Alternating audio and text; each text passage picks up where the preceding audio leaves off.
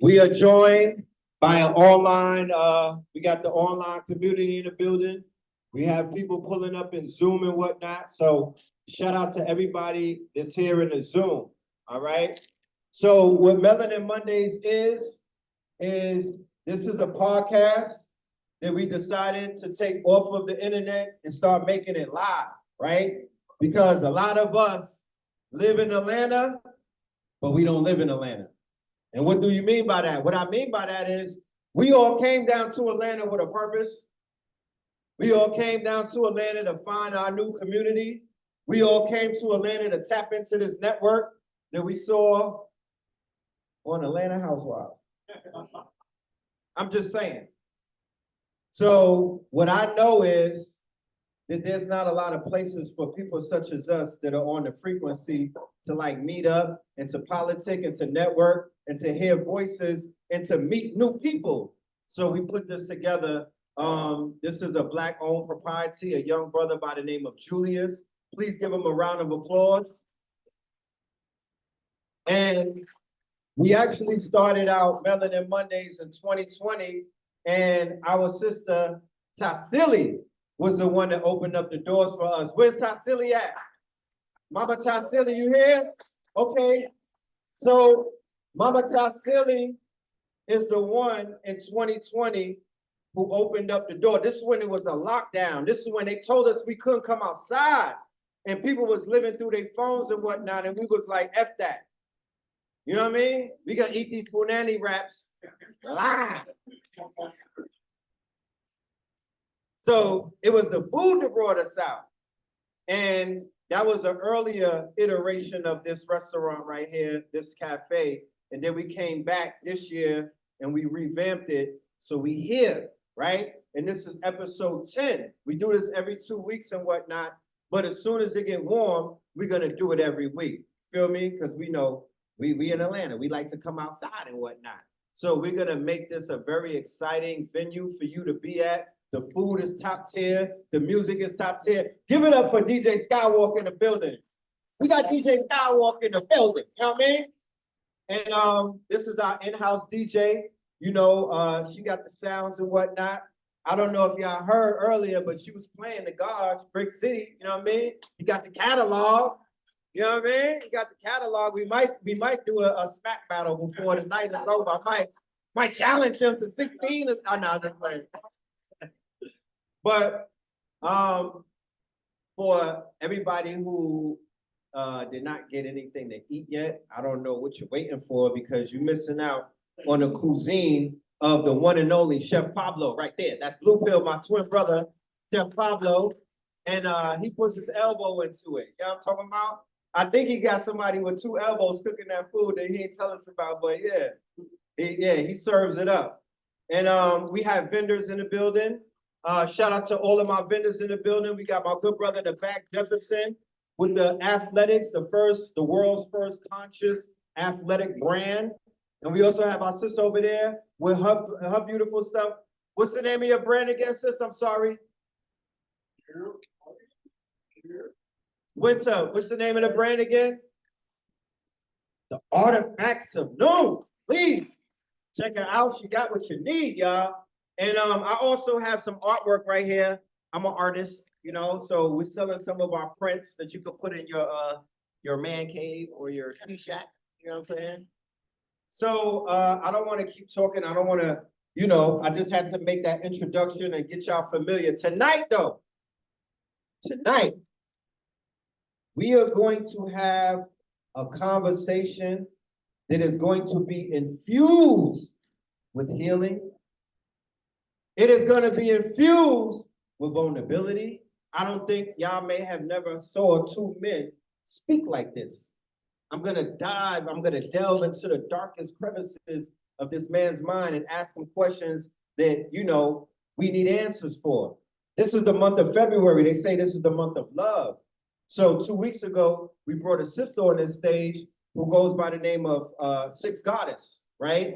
And her perspective is unique. You know what I'm saying? She has a very unique perspective. And then I said, let me keep the balance and whatnot. So we have the divine feminine let me bring the divine masculine so we could balance this out. I'm ready for the war to stop. You know what I'm talking about? I'm one of those veterans of the gender wars. I'm ready for it to stop. You know what I'm saying? Because it serves no purpose. You know, the only thing that we're suffering from is miscommunication. We're not talking enough. We're not getting to the real meat of things and whatnot. So it's time to have that conversation. So without any further ado, I want y'all to give it up to the guests of tonight. This brother right here, before I even bring him up, I'm sorry. Before I even bring him up, I want to bring up the brother who gave him the red pill.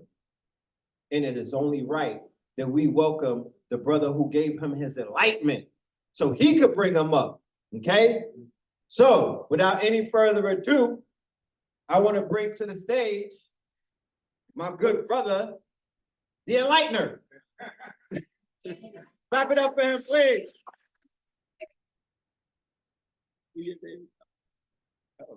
Yeah.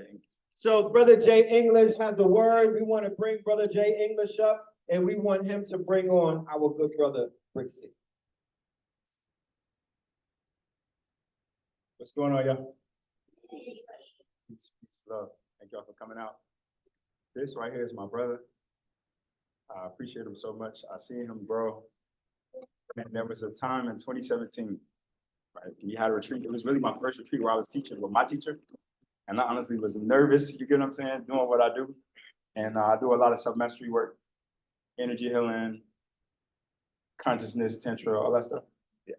But at that particular retreat, this brother came through. He had a powerful, powerful breakthrough.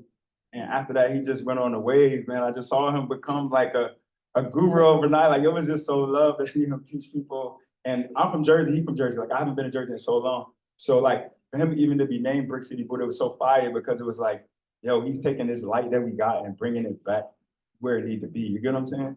So I love that so much because it's hard in Jersey. Like, for real, like, it's really like not easy to bring that light. You know what I mean? So you being dedicated that for so long, and of course, you expanding international now. I see you, Saloon Vibes, you feel me? I love that. And we started on music time. You know what I mean? So hip hop always brings us together at the end of the day, right? And so, you know, it's an honor for me to be here. You know what I mean? As soon as he flew in, I tapped in with him. You know what I mean? I'm always gonna support him. That's my brother, Doc Ziegler. Brick City people that come through, bro. Yes. All right.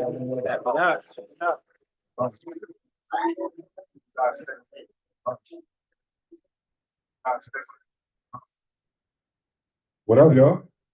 Thanks. My wife. Come on, y'all. Let's clap it up for the God, y'all. Let's clap it up for the God. Brick City Buddha in the building. All right. And he's joined by his lovely queen. Please clap it up for her as well, y'all. Y'all better clap it up for my wife. Right, right. So I'm gonna get right to it. I'm gonna get right to it. Let's waste no time. What are the pros and cons of being a power couple?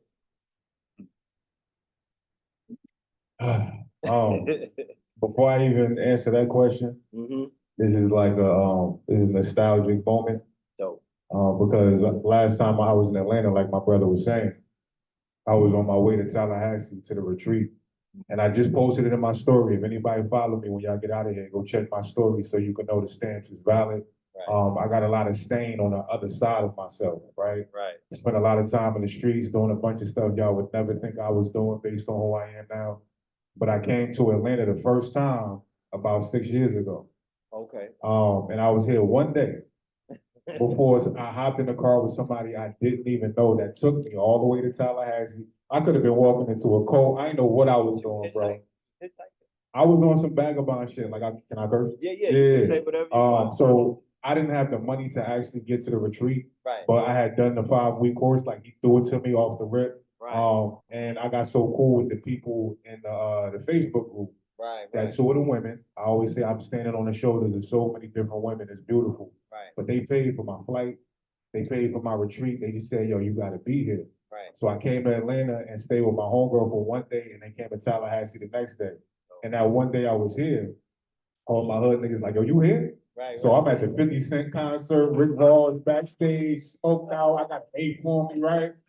And I didn't realize that that was gonna be the last day of that version of myself. Right. That he was about to gracefully and respectfully die. As I walked into that space in Tallahassee, I had no idea all this was on the way. So I sat in that car before I came in and I cried, bro. I've been feeling that version of myself with me all day, like, bro, like I did that shit. Right. So I just had to acknowledge Of course. that version of myself first before I answer the question. I'm not running from it. No, I wanted to add on that what Atlanta represents for you is a point of reference. Because where you're at right now, it's hard to reminisce on where you were. But coming here and remembering that old version of yourself, that's beautiful because now you're being able to measure the growth and development without anybody having to tell you. You're taking personal inventory. So yeah, salute for that. Right. Yeah. Nas got a song on his last album, No Tears, that's like a ritual for us to listen to, and it's pretty much his younger self talking to the older version, and then vice versa. Right. So it's not just a concept I'm talking about. I'm not talking about a memory of docs. I'm talking about the actual individual. I can feel him here right now, tripping the fuck out. Like, nigga, you next to Redfield? Right. What we talking about? Like, what did you do to get here? So it's just, we really gotta honor those versions of ourselves that we give a bad rap, you know, because we went through a lot of shit with them, but low-key they was carrying the cross for us to get to these points of ourselves. So we just gotta have a lot more homage for them. And that's what I have right now. As far as the question, pros and cons. Honestly, I don't, maybe she will have a different answer, but I don't feel any cons. Because this isn't something that we forcing. Like when I was on my pilgrimage, when I was on my sabbatical, so was she, 1,400 miles away from me. She did 4 years of van life, 4 years of celibacy, 4 years of solitude. I was doing my inner work. I had my year of celibacy and things of that nature. So when we got together, we had so much energetic foundation established that we said in one of the first conversations when we started to realize this was more than just two people connected online, and we started to sense there was something else there, we would say all the time, I was ready to go the rest of my life on my Jesus, Buddha, I ain't having sex with nobody, I'm gonna take care, I have my son, and I'm gonna just fulfill my purpose, and she felt the same way. So it wasn't a matter of me needing her to fill my cup or vice versa. We had big two Kool-Aid pitchers full. And now we can just mix flavors at this point. So when people see us put out the content that we do, and they may feel like y'all put out so much, this, I'll just tell my brother, this ain't a percent of what we out here doing because it's organically the space that we really live in. So for us, it's all pros because now we get to use love what it's really for. A lot of times we put romantic love on a pedestal, and when we get it, it's like, all right, it's mine. I'm over here with it. Good luck to the rest of y'all. We able to take what we got and amplify it to the world and allow them to see that there is hope, that there is connections that are available to us if we tap in the proper way. So, indeed, that's beautiful. That's beautiful. I speak to a lot of brothers and sisters, and the reason I asked you that question is because there's some people that I know suffering in silence because, you know, they on social media. You know, some of them may even be in relationships, but they'll be on social media and they see power couples moving around and they like, damn, I don't got that. You know what I mean? Like, I'm enlightened, but my wife, you know, she on her Christian shit, you know what I mean? Or, you know, vice versa type thing, you know what I mean? So it creates somewhat of the grass is greener on the other side mentality. And I've seen people sabotage something great to chase the dream and whatnot. And that's that illusion that like the curated social media give you like, you know, we're rolling through the daffodils and the tulips and, you know, butterflies answer our calling when we wake up. And it's like, nah, nigga, that ain't what it is. You know, let's keep it real. Let's talk about the down, the up and the downs and the highs and the lows and whatnot. So I appreciate the you know, the vulnerability on that. My next question would be based off of your journey that you were speaking of, or what we would call your red pill moment.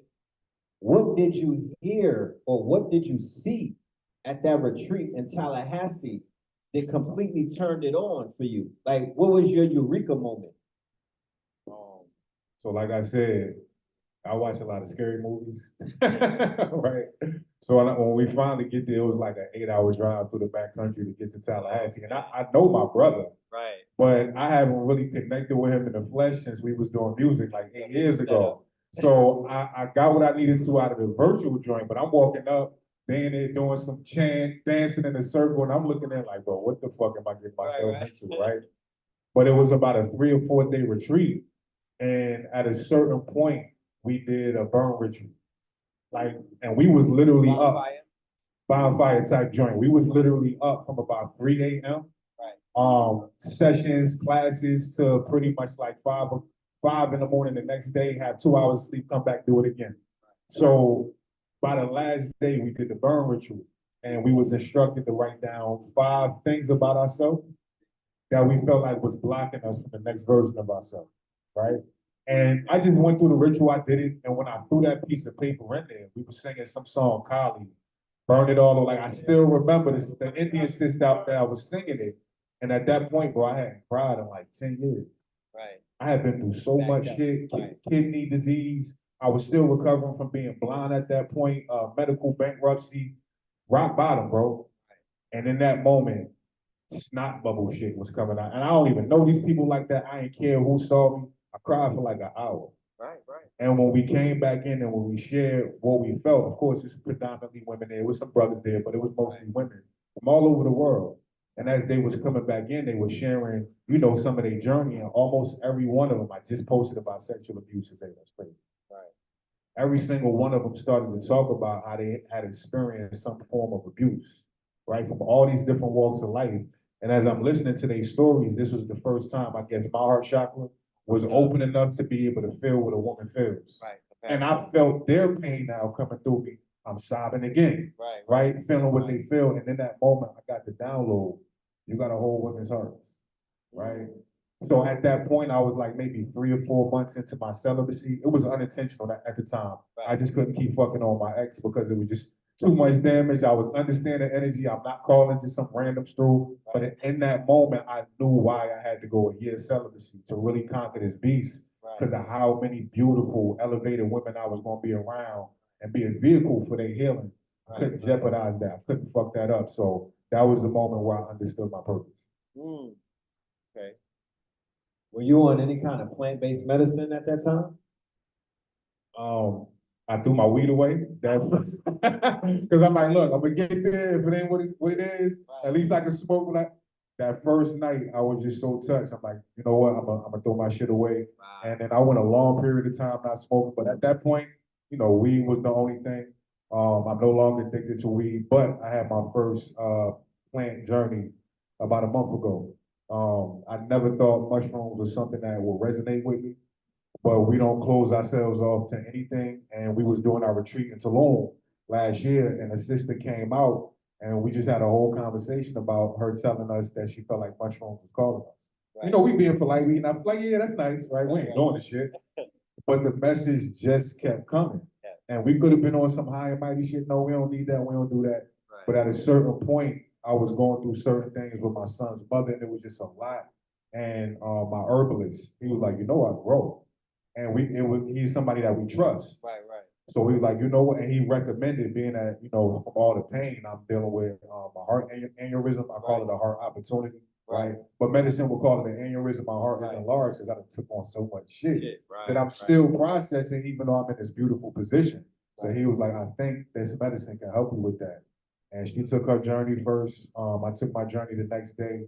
And it was epiphanies after epiphanies. That medicine still downloading for us. Snot bubbles? Snot bubbles, absolutely. So don't let this escape y'all.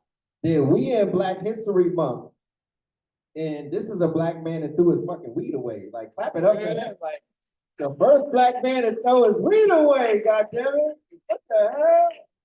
I ain't never heard no shit like that. I threw my weed away. I picked it back up like 7 months later. I know he did. All right, okay. But just that you threw it at that moment, that says a lot. Right. Okay. So we both know that currently, Black men, we got it bad, bro. Like, I could go into the diagnosis but we gotta get out of here sometime tonight, you know what I mean? Like, the list is very long. You know, I don't beat up on my own, but I have to be honest when I assess things. Like, I like to observe things, and everywhere that I go, I'm a traveler.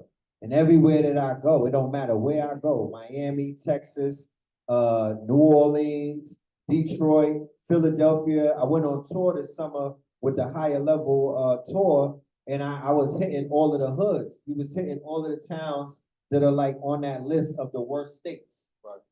And not to take anything away from the people that were showing up, because they were coming through shining like diamonds. Like, you could see, you know, I asked you about your skincare routine. I'm like, my God, what's with the glow? Like, what are we doing? I'm talking about, where's the products? But they had the glow, you know, but outside of the venue, right? Outside of the venue, in the streets, you know what I mean? In the hood, in the trenches, I saw what I see everywhere, that our people is in a bad shape. And perception is everything. So everybody is seeing this. You feel me? So I know that we don't have the answers to everything, but I want to know from you, what would be the first two things that you would tell a brother, right, that's downtrodden, you know, may have an addiction, may have a vice, may have a monkey on his back, may be dealing with affairs of a, you know, of a heart. You know, there's brothers out here that's going through the child support thing, and their hearts is heavy because they holding on to hatred. You know what I mean? Vitriol and whatnot. Then you got other people who have not dealt with the trauma or the PTSD of being in war, being in an open air, you know, warfare outside and whatnot. So what are some of the things that you would tell a brother who's coming into the, you know, into your healing circle, who needs some help? First of all, can I just have all the men in here just stand up? I just want to acknowledge y'all. Can everybody in the building, include them, and just clap for these brothers that's here right now? Because we do represent this demographic that is doing this pioneer work. Salute to all my brothers. Yeah, there we go. All that, all that. We are establishing a new iteration of manhood right now in 2024, and we the pioneers. Like, a lot of the stuff I post, you know, the brothers that may still be in that archaic frequency, you know, I'm the simp, right? I'm the weak nigga and all this other shit. I get it. It's no worries. But I understand the pain. That a lot of times we don't have spaces to be able to get off of us. I've been doing men's meetings in Jersey. I was doing it before I moved to Houston for about 4 years previous to quarantine. Now I do them in Houston as well. And when we get in these spaces with brothers for all different walks of life, stockbrokers, hood niggas, drug dealers, athletes, pretty much everybody got the same story. They holding a lot of shit in their heart that they don't feel safe to admit to themselves. It was hard for me to look in the mirror sometimes until my brother Honest gave me a technique called Tradaka, where, and y'all could work with this, Jahuti, I don't think I gave you this, so this is an extra. I got some of my clients in the building as well too. But it was a technique where it's about concentration. You pick a point and you focus on it. So we start out with the dot. You did have the dot, right? We start out with the dot and you focus on it for a certain amount of time. But then as we upgraded, it went to look at yourself in the mirror. Focus on your left eye, right? And when I first started to do this, maybe a week into this process, some magical, mystical shit started to happen. Right. Rome started to go black. I started to see energies appearing around me. Like, I started to tap into that third chakra energy. Right. But as I kept doing it and I did it longer, it went past the magic of the third eye. I started to go into the heart chakra. Started to see my demons. I started to hear the conversations that was in my head about myself, just having to look at myself. So to a large degree, we're not just running from our own shit. We're not running from the baby mamas or the jump out boys. We're running from ourselves. We don't want to be silent enough or still enough to actually have to hear what the fuck is going on in here. That's why it's constantly music. It's constantly some type of narcotic. It's constantly a woman. It's constantly with the bros. Look at hip hop today. They damn near don't even talk about being with women. They always with the bros. Distractions, so they don't have to actually acknowledge what's going on within ourselves. So without getting all super technical, any brother that may hear this, spend some time, even if it start 1 minute, 5 minutes a day, just sit your ass still. Don't look for nothing to happen. Don't expect dragons to pop out the sky. Just be still, close your eyes, and start to pay attention to what's going on sensationally, emotionally, and start to pay attention to the conversation in your head. Y'all can clap, you know what I'm saying? You know, As some would say, I don't even need yeah, I don't even know. But this is very interactive and, you know, show love. I think that, I know for a matter of fact, that the lockdown, 2020 lockdown, pumped a lot of brakes. Beautiful lockdown. It was so beautiful. We need another lockdown. Fuck around. Like, you know, we need another lockdown because I lived in New York around that time. I was in the Bronx. I lived in the Bronx and I was in Harlem on 125th Street. And I never took 2 days off. Because in New York, you cannot take 2 days off. You can't stay in a house for 2 days in New York. They'll be calling on, they send the police to your crib for a wellness check because you just can't get off that hamster wheel. Like, there's no chilling in the house. So the lockdown was the first time that the hamster wheel came to a screeching halt. And I got to see myself in the mirror where I wasn't basically, you know, inundating myself with so many things to keep me busy and whatnot. And I dealt with a level of, you know, healing and whatnot. My son was born around that time. So it was really one of those, they call it Kairos moment. It's a Kairos. It's a moment where you're basically stuck and time doesn't even exist. You're like in limbo. And usually when a man sees his child coming out of the womb, that's the Kairos moment where everything changes. And that happened for me with my first son in 07 and whatnot. I automatically got a purpose. I didn't have a purpose before that. I was just, you know what I mean? I was just existing. So yeah. Next question. You let your wife go away for 2 weeks, son. If anybody's not familiar with that, he has a video that went viral where his wife is going away for 2 weeks to basically, you know, go on her journey, right? And you could see the video and his voice is not trembling. You feel me? He not scratching the side of the door. Who remember MTV when they had the dude who ran up and he hit the bird? It was like The Real World. It was a real classic episode. The dude ran up and hit it with the teddy bear. He wasn't doing none of that. He was mad calm and collective, and he was letting his queen go without him. His property leave without him. I see what you did there. So I want to know, like, how did that work out? Like, what was that conversation? Like, you know, because that's something that the average Black man can't necessarily conceive, but when you think about it, that is definitely something that we need to begin to implement some time off. It's a two-part question because, you know, letting your wife take 2 weeks off is cool, but should the wife let the husband go away for 2 weeks? Because I tried to get away, it ain't work. You know what I'm talking about? So yeah, I want to know. That actually connects to the last question too. It's not just the quote unquote negative stuff that we are running towards to run away from ourselves. Sometimes it's spirituality itself. Right. Sometimes it's the meditation. Sometimes it's the retreats where we running away, and sometimes it's the relationship.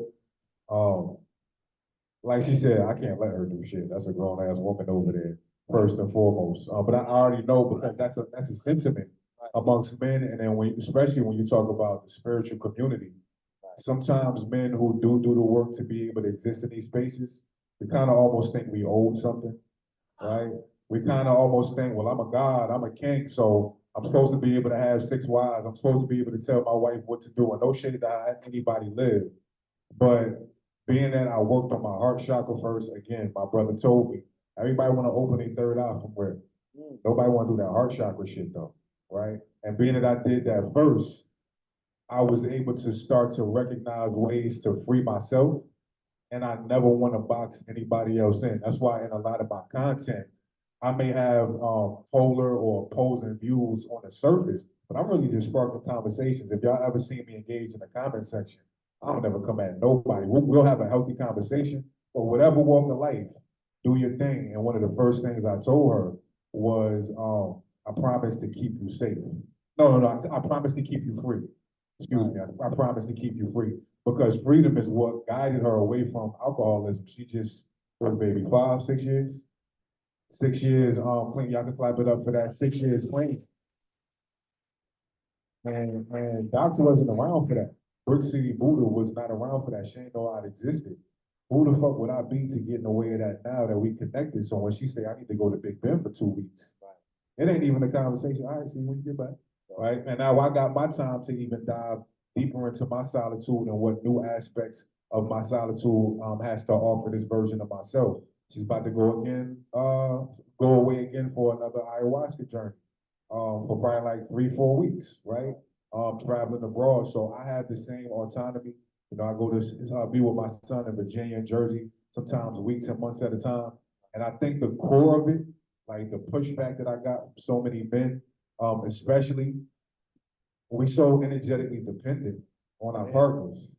Like brothers was in there, they was trying not to say it, but I was able to read between the lines. Like, my nigga, who gonna cook? Who gonna fold these clothes? Who gonna do these dishes, right? And then even beyond that, like, they're scared of the space of their woman not being gone. And they don't have control of their dick of what they gonna do. Right. You know what I'm saying? Right. Being that we both really mastered those energies, it don't matter how long we apart. I can recognize beautiful women everywhere I go. They my wife. Right. I don't want y'all, right? Not in that way. So we have that level of trust where it don't matter what our individuality requires of us. We always gonna offer each other that space because there's no fear involved in it.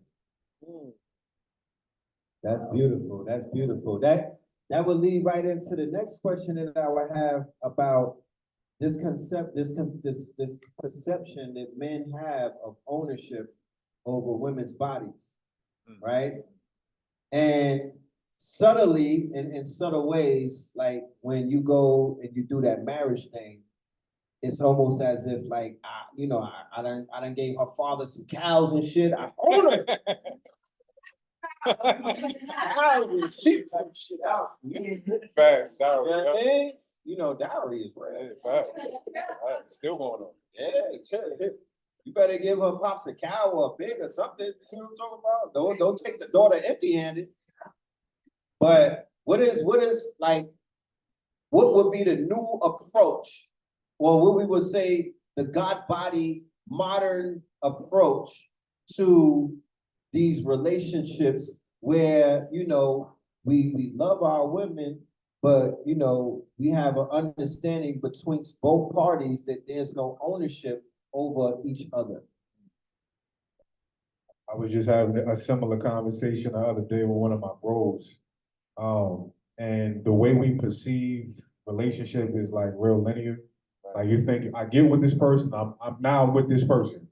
Boyfriend, girlfriend, husband, wife, whatever it is. Connection is a carousel. So my wife don't always show up.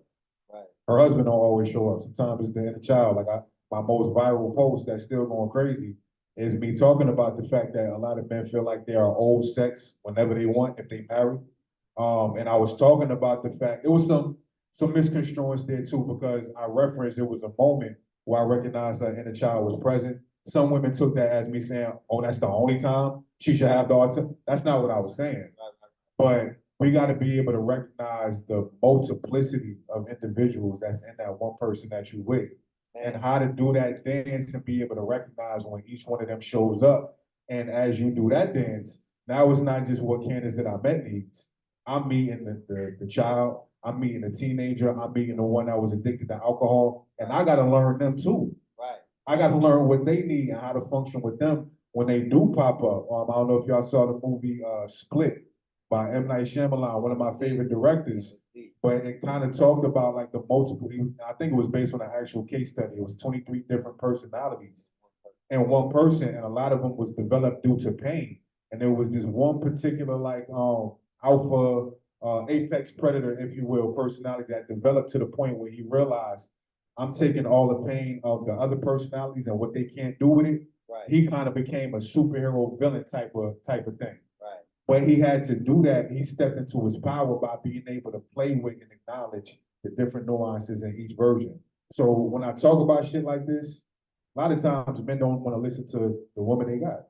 When they come home with their work stories or they want to tell you about their favorite trash TV show, like they call it, niggas is tapping out like, yeah, uh-huh. Yeah, oh, what she say, babe? Okay. And we're not even really there with the one. So to a large degree, I feel like this is why relationships end up burning out. And this is why men feel that sense of ownership, because when you are open to all these different versions, you ain't got the capacity to own. It's too much information. It's too much newness showing up every moment, and you constant in the stewardship of being a student. You ain't got time to try to own, because now you're on this journey of loving and learning every aspect of this person. Right. Interesting. Yeah, come on now. You know, I'm a firm believer that everybody got about 5 personalities inside of them. At least. Like how diamonds have facets, Yeah. I feel that evolving and growing people have different versions of themselves, similar to epochs and eras. You know what I mean? So who I was in the 90s, that's an era, that's twin. You know what I mean? And who I am now, that's a different era of me. Not to take away who I was before, because that's still part of me. Right, absolutely. Yeah, so with that being said, you know, they would take in a relationship, you just mentioned that in your relationship, you are tuned in to the multiple facets of your wife, right? Try to be. You try to be. And we live in a society nowadays where men are entertaining the idea of multiple women, not just multiple women and multiple personalities and one woman. They're they're entertaining the idea of multiple women with multiple personalities type shit. And it's just one person, one man, dealing with a lot of personalities, a lot of energies, a lot of trauma, a lot of backstory, just a lot. And I've heard some good case studies, and I've heard some horror stories, you know? So I want to know from you, you know, just being in this circle and whatnot, and knowing that this does exist, that there are, what is that, polygamous and polyandry, right? So what would be your take on how could that be successful and how could that be healthy in a relationship? Or is that even possible? Yeah, everything is possible. It's a place for everything. I'm sure those healthy connections exist as well. But a lot of times we kind of put the carriage before the horse. Men get to the point where they become, you know, financially stable, fiscally successful. And again, I've arrived with my 6 wives, right? And we haven't done that other work. One of the books I always reference for the brothers, Cultivating Male Sexual Energy by Montauk Chia. There's also one for women, same author, Cultivating Female Sexual Energy. I would advise every gender read both. Y'all get some time. Yeah. But in the book, I always reference this. He talks about, you know, the average man's ejaculation cycle throughout his life. Right. And the average man is going to ejaculate about 5,000 times in his life between masturbation and sex. Mind you, I said the word average. Yeah. In his life, 5,000, nah, that would be crazy. They can shrivel up and die, he go 5,000 in a year. But 5,000 times in his life, I said the word average. Black men ain't average. We got a certain level of magnetism to us, right? You look good, you smell funny, you got some money, you may need to triple or quadruple those numbers. Every time we ejaculate, between 200 and 500 million spermicide is released. Right. Every one of those has the potential to do what if it reaches the egg? Got the atomic force to create a life. So when I was in that year of celibacy, I realized this shit ain't just about who I like as a woman or, you know, who I wanna fuck. A lot of what I needed to heal my kidney, to heal my vision, to figure out my purpose, to heal my heart, my chi, I was releasing willy-nilly out here before I did that year of celibacy. So at this point in my journey, I would recommend that men do a sexual fast in some way, shape, or form. Not to just do it for the rest of your life, not to be like Brook City Buddha, but really understand who you are when you take that off the table. Right. Really understand what happens when you're able to re-siphon that energy into different directions. And you may recognize, yeah, 6 women may sound cute, right, but I got a bigger purpose here. Right. I'm able to be a proxy, emotional husband, brother, whatever you want to call it, to thousands of women across the plane, across the planet, in a way that's pure, in a way that's naked, in a way that's intimate, in a way that my wife not only respects, but endorses. She understands my role in that capacity. And I get so much more out of being able to hold women's hearts all over the world than I ever would have did or got being between their legs. Don't even register the same. So you may come out of that sabbatical and have a completely different view, but I recommend at least figure it out beyond being relegated or bound to needing that, because a lot of times that's what it is. It ain't really about the marriage. You know, we say it's nation building. We just want to, have as much as we can. Like when you get to that point where you've navigated the world as a man, it's like, all right, where my shit at? Where my dowry, if you will, from the world. So it's a lot deeper than a lot of times that conversation goes, I feel like. So when you was on your celibacy journey, was you like Pookie in the corner? Like, was you fighting and shit? You know what I'm talking about? Was it hard? Hey, yo. It's some battle rap there, don't mind me. The first month and a half. Okay. Hell yeah. Right. Like rough water. Yes. And if I didn't have meditative techniques locked in at that point, I wouldn't have made it through. I actually came up with a psychological one of my own.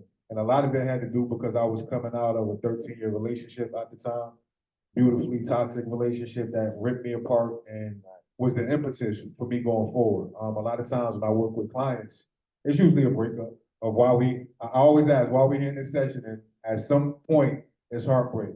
So as I was coming out of that, I was bound to sex just like any other man, right? And that first month and a half was crazy, but it got to the point when I would recognize when a surge would come up, I would just be still, right? I had my breathing techniques, I had pranayama, stuff like that, but I didn't recognize it as the time frame then, but now I call it the 2-minute rule. If you're trying to break any type of habit, not just sexually, when the urge comes up to do that thing, even if you end up going with it after the 2 minutes, just be still for 2 minutes and watch the urge. Watch the thoughts, feel into what your body is saying. And I would do that. I would come out of that timeout, if you will. Right. I would go into some breath work, to some pranayama, and 10 minutes later, it was almost like that surge never came up. So once I recognized meditation ain't just about being blissed out and peaceful, these was weapons for me now, right? Where I could fight my primitive urges. It got to the point that once I got to the retreat and I'm 4 months in, at that point, low-key, it was actually easy. I just didn't understand it was a purpose for me to go that whole 12. So no, I wasn't on some pookie shit past that first month and a half. And also I wasn't masturbating either. So there was literally no release. And I also knew how to redirect the energy, right? Because a lot of brothers may take this journey and not realize that energy is going to build. And if you're not redirecting it, redistributing it, or transmuting it, when it do come over you, no pun intended, it's going to overwhelm you and you're not going to be ready for that level of energy. So now I'm doing spinal breath. I'm directing it to my different chakras. This is where the healing came back. When I went to the doctors with my kidney, I'm 23 years old. They like, my nigga, you got 17% kidney functionality. There's no way you can reverse this. So we're going to try to maintain it as long as you can, put you on a lisinopril and all this other shit that was impacting my depression as well. Angioedema, especially Black people with all that shit, right? They told me I couldn't reverse it. And me redistributing these energies took care of all of that. I can see. I was completely blind in my left eye for 3 years, retinal detachment, 3 different surgeries. So now I'm realizing, hold up, my sexual energy is a superpower. I ain't got time to just be giving it out to anybody, including myself, because a moment of holiness comes up. I ain't got time. I seen some women's clap. That's interesting. Because it's been known when men talk to each other, they be like, yeah, I be trying to hold on to my blue light. You know what I mean? I be trying to hold on to that nut. I be trying to hold on to my cheek. There's many different names for it. My prana, there's a lot of different names, but it's literally our life force energy. That's why they say we die thousands of deaths, right? Man dies 1,000 deaths because every time they ejaculate, that's a death. And when we talk, they be like, yeah, I be trying to do it, but my whiz, she ain't trying to hear that. Like she needs that happy ending and whatnot. So what would be some advice that you would give to a sister out there who may be super unfamiliar with ejaculation or holding the seed and whatnot, and they like, nah, that just if he doesn't have an orgasm, it's like something is wrong with me. Like they're feeling a type of way. So what would be the advice that you would give some of the sisters out there to ease up and to see it differently? Yeah, heart chakra sex is a completely different vibe. No shade to the sacral. The sacral is beautiful, and again, sacral chakra, emotion, sexual prowess, creativity, desires, and all that good stuff. It's powerful, but when you go to that heart chakra level, it's not just a genitalia area based sensation, Right. and it's not just that 10 to 15 minutes of euphoria afterwards. You're talking about days, you're talking about weeks, and it starts to open up to the sex that God is having with us on the cosmic level, right?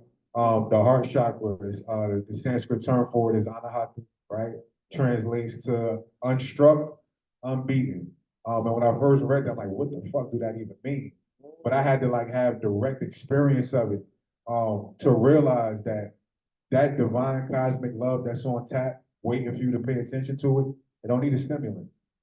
Don't need a recipient, don't need a giver, don't need a time or a reason. It's just there waiting for you to tap in. And I remember when I really understood what orgasmic tantric energy was really about.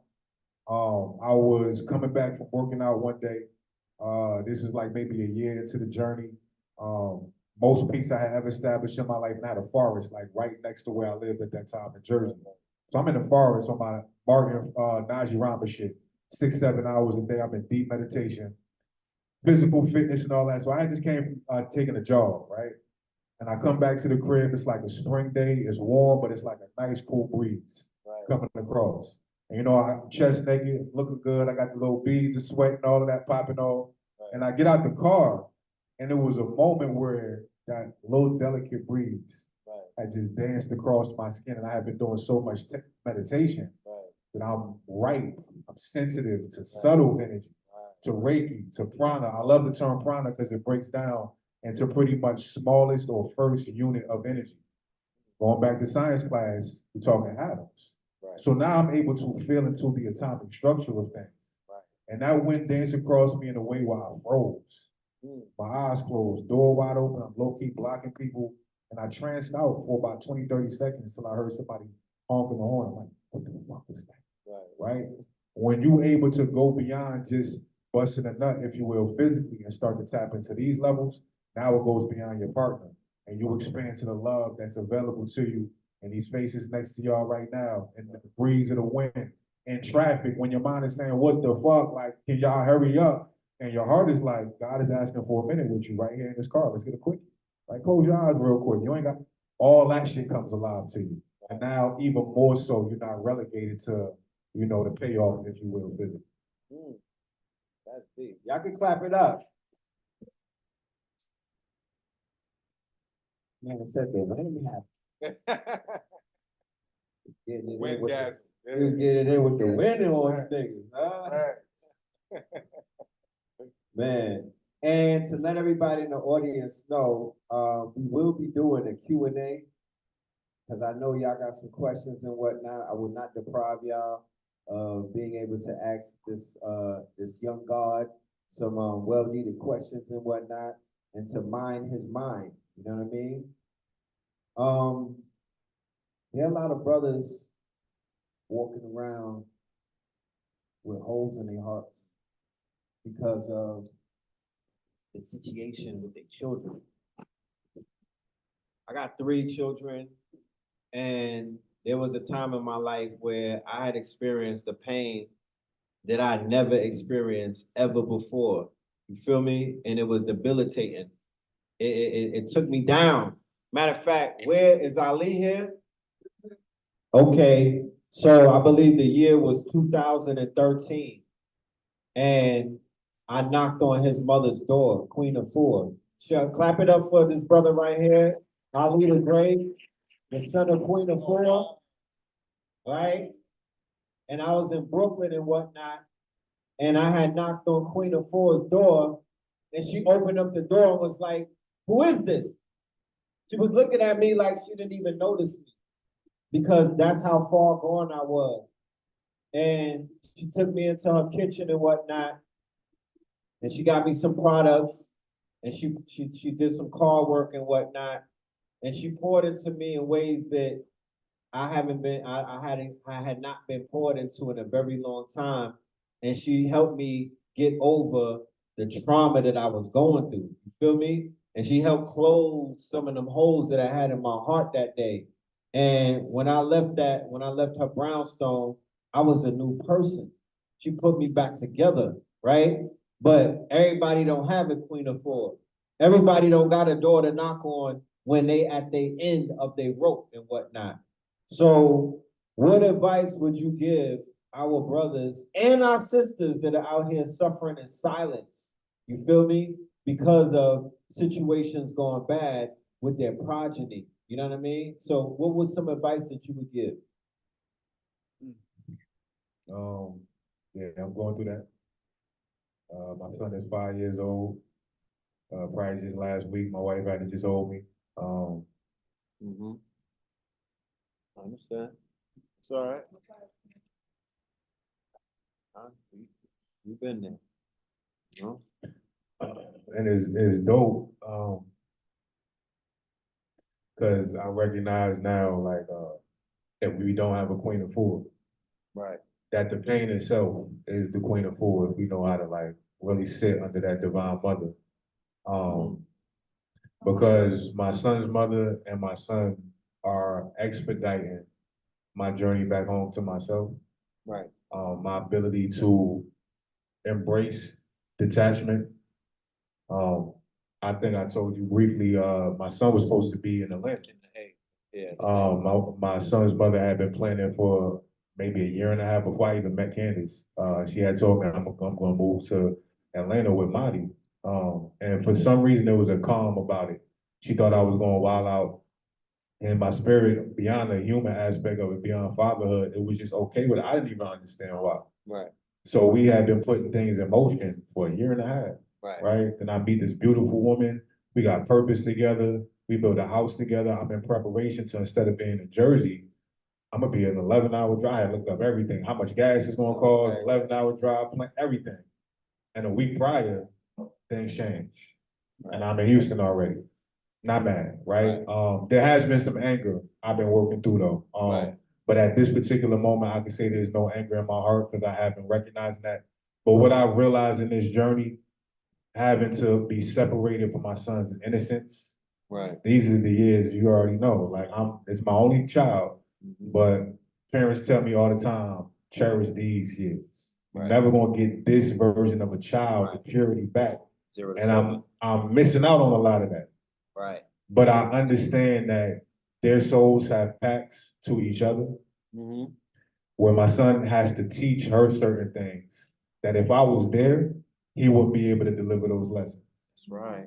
He's opening up wounds in her that I attempted to do when we were still in a relationship that I didn't have the keys for. Right. If dad was still around, a lot of those things wouldn't have the opportunity to flourish, and then vice versa. She had certain things like I got structure, I got order, I got balance, I got discipline, but with the power he has, he also has to have his journey expedited of detachment, of that why daddy not here, right? Of being bounced around from her house to grandma house to auntie. He a powerful soul, so he can't waste time in trying to figure out at 33 years old, I lost my relationship. Oh my God, well, he got to get it now. Right. And I can't stand in the way of that process. So yes, that should be ripping me apart. Like a month before I actually had to make the move, you know, every night he was with me. When he would fall asleep, I would just cry next to him. I'll be up till 3 o'clock in the morning. There's still some nights I got to go downstairs and be in his room, and just spend time with him energetically. But I feel like not just me, this dispensation, this epoch, this era of parenthood, we in 2024, everything is moving faster. Awareness is moving faster. This is the awakening. Yeah. So the generation previous to us, they had the luxury, they had the dispensation of family structure. Be together, dense together to you. 2030, this ain't that. Right, right. For a lot of us, this is not going to be that because these souls are on a mission towards awakening, and detachment is a huge part of that. So I surrender to that, even though that shit hurts. Like, Right. yeah. Big time. Yeah, man. That's deep. That was deep. I can't help but to notice that we have an illuminary in the building. My good brother Julian Gordon. All right, can you clap it up for this brother right here in the back? He trying to be inconspicuous. But this brother has put on conferences for family generational wealth. And he's also responsible for multi-family units in Atlanta being built, right? And when I see this brother, I think of solutions. And one of the solutions that I've been entertaining is a family compound. Like, I think they call it a homestead, where we could buy acres of land and then we could begin to build out shelter or what they call homes for the mothers of our children. Because I don't say baby mama, I say mother of children. That's a complete different connotation, right? Because sometimes these children have chosen these parents to come through, right? In order to come here to do the work. And their work isn't to be in a nuclear family. But they have chosen us to be the vehicles to bring them through. And we know that as a result of that, there's a bond that can never be broken between the mother and the father. So why not be in close proximity? You don't gotta live with me, but you could be an acre away. I got the four-wheeler. I'm gonna come and see you in my shop. You know what I mean? But I'm providing now. So, you know, I've been entertaining that idea. Even 2 weeks ago when the sister was up here, I asked her, what you think about that? And she was feeling that, you know what I mean? And I really do feel like for the fathers out here, because we're gonna be the ones that's gonna be in the dirt. We're gonna be the ones that's gonna till the soil. We're gonna be the builders, you know what I mean? We're gonna lay the foundations and everything. And, you know, I think that at the end of the day, the solution for people that's going through what they're going through, because children are spread all around the world and whatnot, is that we bring them into a close proximity. So one, we don't have to worry about that safety thing. Two, they can have instead of having these FaceTime relationships, we could kick it with them after school. Three, we could now be in charge of their rites of passage, right? Teaching them certain things that we know, taking them to manhood and whatnot. So we're gonna have these conversations a little bit more, but I would definitely say when we're gonna have the brother Julian on stage as a guest and whatnot, and we're gonna dive a little bit deeper in that because that's something that we need. Not as of yet, we're speaking it into existence. You know what I'm saying? Over some care. Yeah, it is in the process.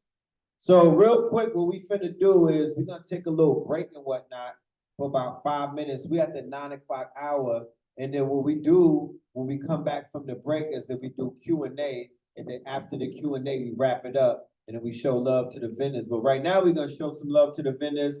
We're gonna get some food and whatnot. We're gonna do Black people 5 minutes. So yeah, I'll see you at 12 o'clock. Nah, I'm just saying. You'll know when the music goes off and the mic comes back on that it's time to get back. So let's take this time to network, meet each other and whatnot, chop it up, and we'll see you in a minute. Thank you. Peace.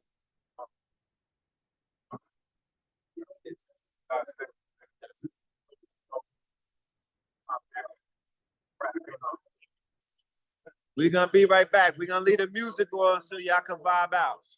All right. Thank you.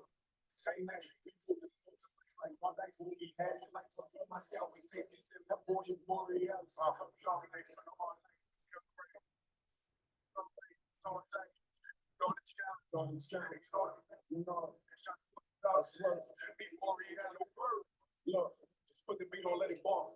Sing it, speaking what I want. And you can really need a blow already. I am out in the sun, lifted off lights, 99 problems now. I moved that reduction I know. Struggle with having fun to the funds. If they got any money, come. White since she come up on one. I let happen with somebody so so much that she come for the run. Quite away from hustling drums. Life for losing is suddenly one. Life and death will come from the tongue. Wrapped into existence, stuck in his lungs, sucking my blood. No more sides on the one that I want. The fighting she want me to come out of player no more. So that's double me boxing. I'm letting me come to 100. No more the 100. Put the ring on it. It's funny to see under the moonlight. So we don't get when she skips over it off like the richest more pictures. We don't see it. Took off the whole lot. Remix my soul like get the white gold. And big my flows. Content reminders I'm infinite woe. Yeah. Baby mom told me she been even friendly lately. School boy, choose blessed. Life is up, down, left, right, BH, code gravy, we go crazy, man, no music, logo, moment, train of thought, logo, red eye bullets, round trip, Shanghai to New York, on my thought, rolls low like Mr. Moon's, go right scriptures with the most eyes, perfect, even when things don't seem to go right, that's on God. So, they serve the all night, always keep them fancy clouds and saw my stuff all night. Like one night when we had that light up on my scalp and things get to that boy for it. Shine all night, all night. We alright. So we already it's all day. You know the challenge. You know the challenge. Just put it down and shine. Before reality. Over, man, your Borealis. One of the stores of Bora Palace. So the Atlas, take my talents to the globe. Forge a famous glow forever, whatever may fold. 2,000 hours ain't completely going gold, but I touch more than a 500,000 souls. It's on my soul. What you call it? Platinum giving back to all my people. Jackson being active in my region. Showing diamond exercising demons. They look Constantine. God leaders active in his schools. I'm still beyond even. Recently, I seen this woman bliss. Reason like he completed this bucket. He was speaking the bucket breaks. Since the reason it comes to it, looks like vices. He punished me. Text from cup on the bus to get it. He ain't even on what that shit wanted. Enough for him just to see him in front of you. So all gratitude in his face, my life beaming because of him. Facts. Seven dark next turn the whole night. Keep them fancy clouds and saw my start right. All night. We go to northern lights like all nights when we had it. Like I'll draw my scalp when things get that boy and Borealis. Come dark nights turn the whole night. We alright. And we already it's all sight. You know the challenge. You know the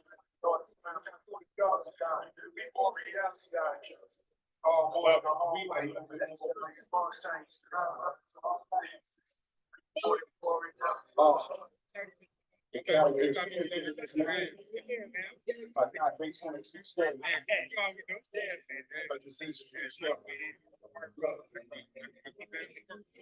my pride personality surrounding me.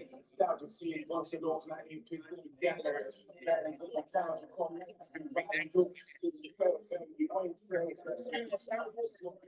Is unforgettable. The kings of bulletproof, black niggas, memories you live and living straight from living. Sometimes what it is.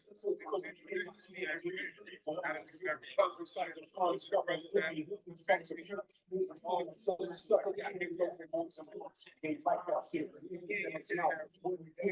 Something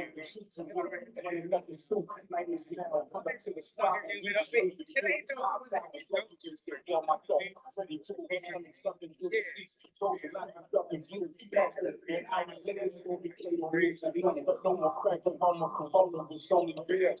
Stone with that persona this moment. I stand here. I ain't sharp in the score, talking over the last 7 years. Straight up in his son. Holding in my tears, shit. The best for left of me. One of my friends around with a sense of me. Show my son to mine. Instead of big Chinese feeling, soccer for your head. It's like we never left. He got game through the box for free to catch. And then it's first and ever. I'm still walking on the stretch. That's sort of set. Every second pass, every lesson had. Every brother back with me whenever it's in the present fading fast. Pictures of my past. Behind the glass in my memories.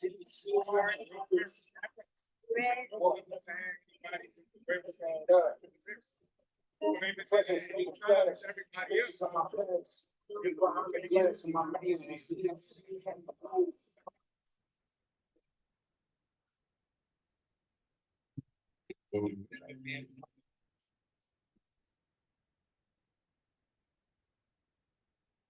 Pressure bust pipes, create speedy, cut ice, up nice, we cut pipes to relieve the stress, spark life, we go from plug life, screaming we the best before holding every girl in the bitch, roll the bitch, choose the toss, left the world in this, move the door, leave it tip for the leadership, no way the GMO, eat what you grow, reap what you sow, reap the rest, Rapunzel, where the needle holding on, is long as my tongue goes, long as stretch that runs of Colombo, on the uncles in the old man, the festivals, holding on, at the head of fiends, going bottle Pablo in the melody, the people that you let deceive you, with the closest ones, the nephews, the uncles, the first ones to rush and run through, whose house the tools out, forcing you to crack the safe and take them jewels out, crack the fridge and take some food out, then the seat sack and then the table.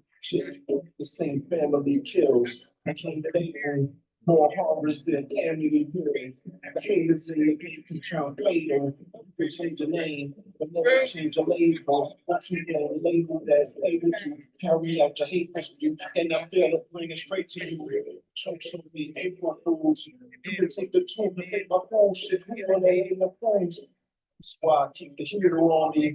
All your social traits. So sweet morning, suck attached, puppy grows, go that way. It's where the cobras lay. The coldest aim was overlaid by a poker face. I got my joker on. Jared Needle, open case, reckless signals, photo race. Hold it on, the case, minus touch, and stuff was over next production. Pipes be busted, there's an eagles and you hold it on.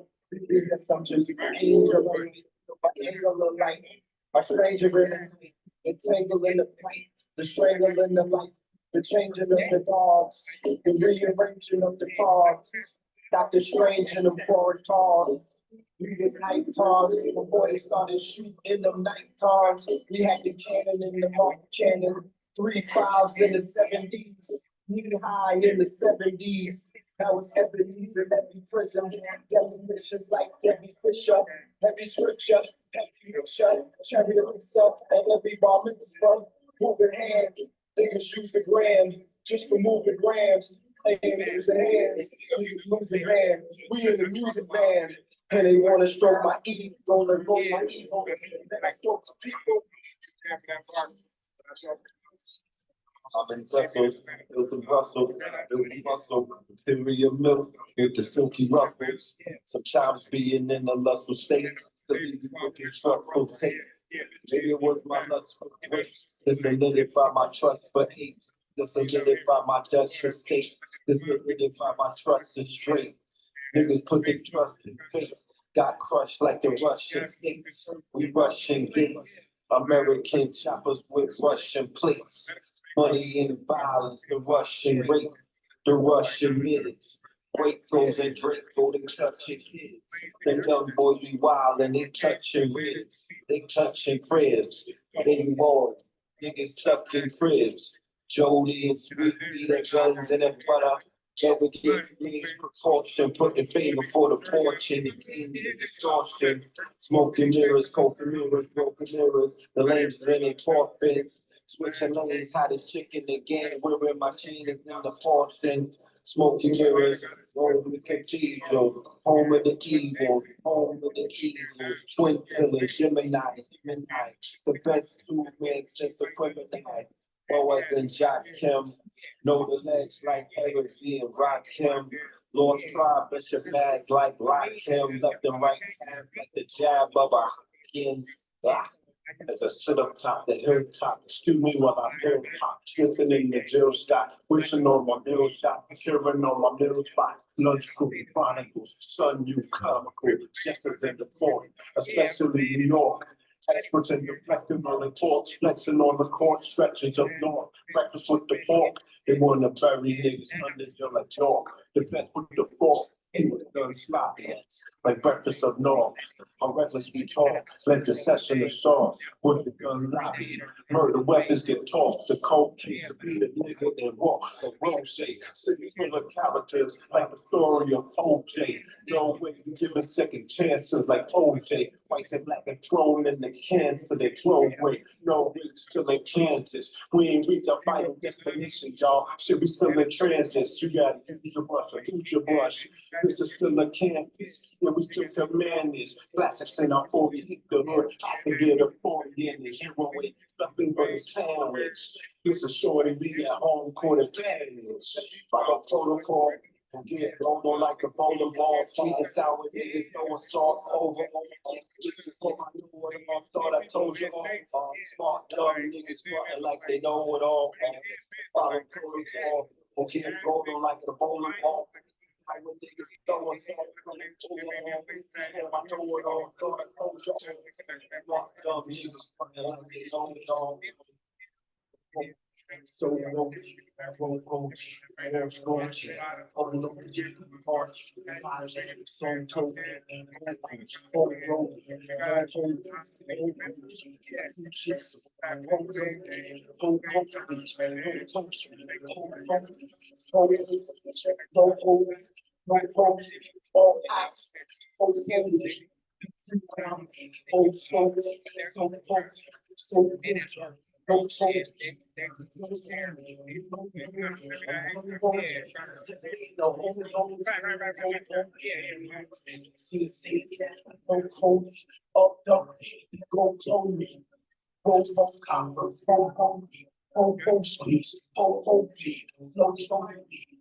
based on that, 3 days old text. Changing the text that contains full text. Changing the rest of my own soul text. Whole text in my belt buckle of soul text.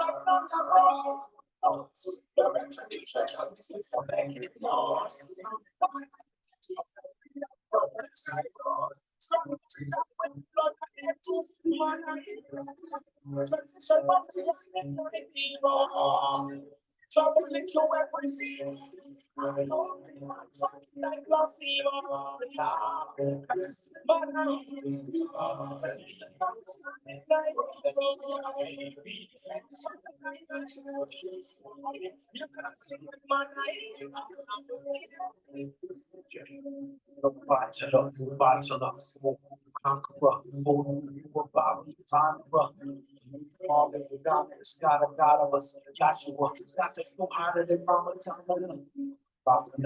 Down to the mighty concrete, down to the DNA. I'm a black Madonna with Mama.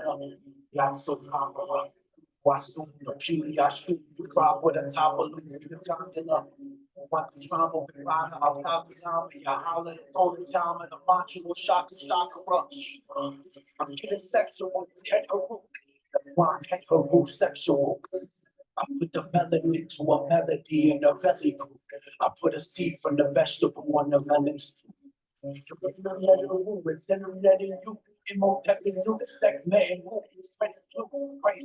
Brain intellectual, sentient sensitive from Connecticut, but I'm pathetic. Hit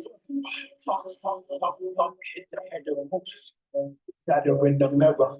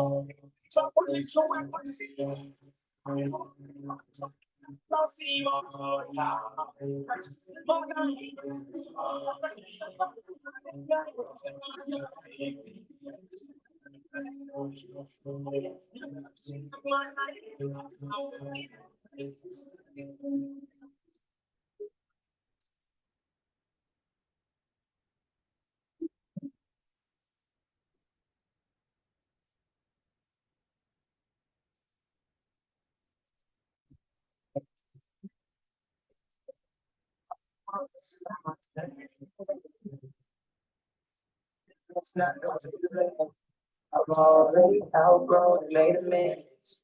Said new life and you know it. Always been still coming back to this. How you have this breath off. Already thought I'd learned my lessons.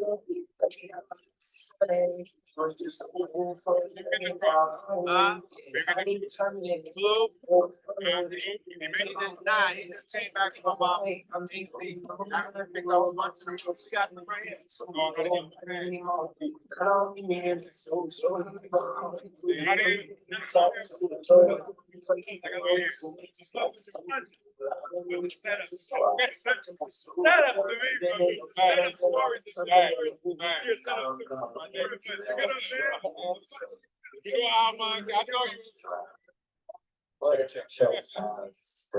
Check, check, check, check, check.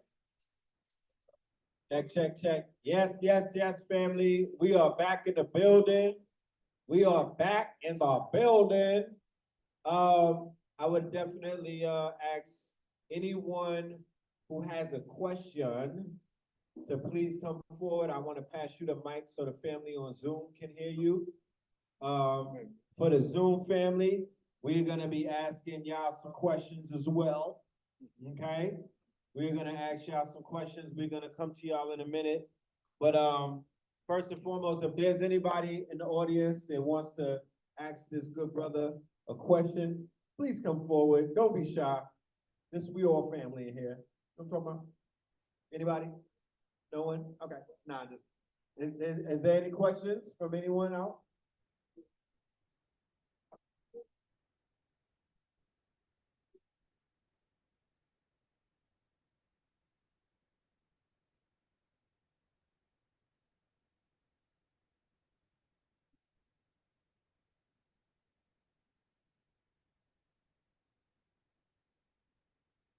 I know. And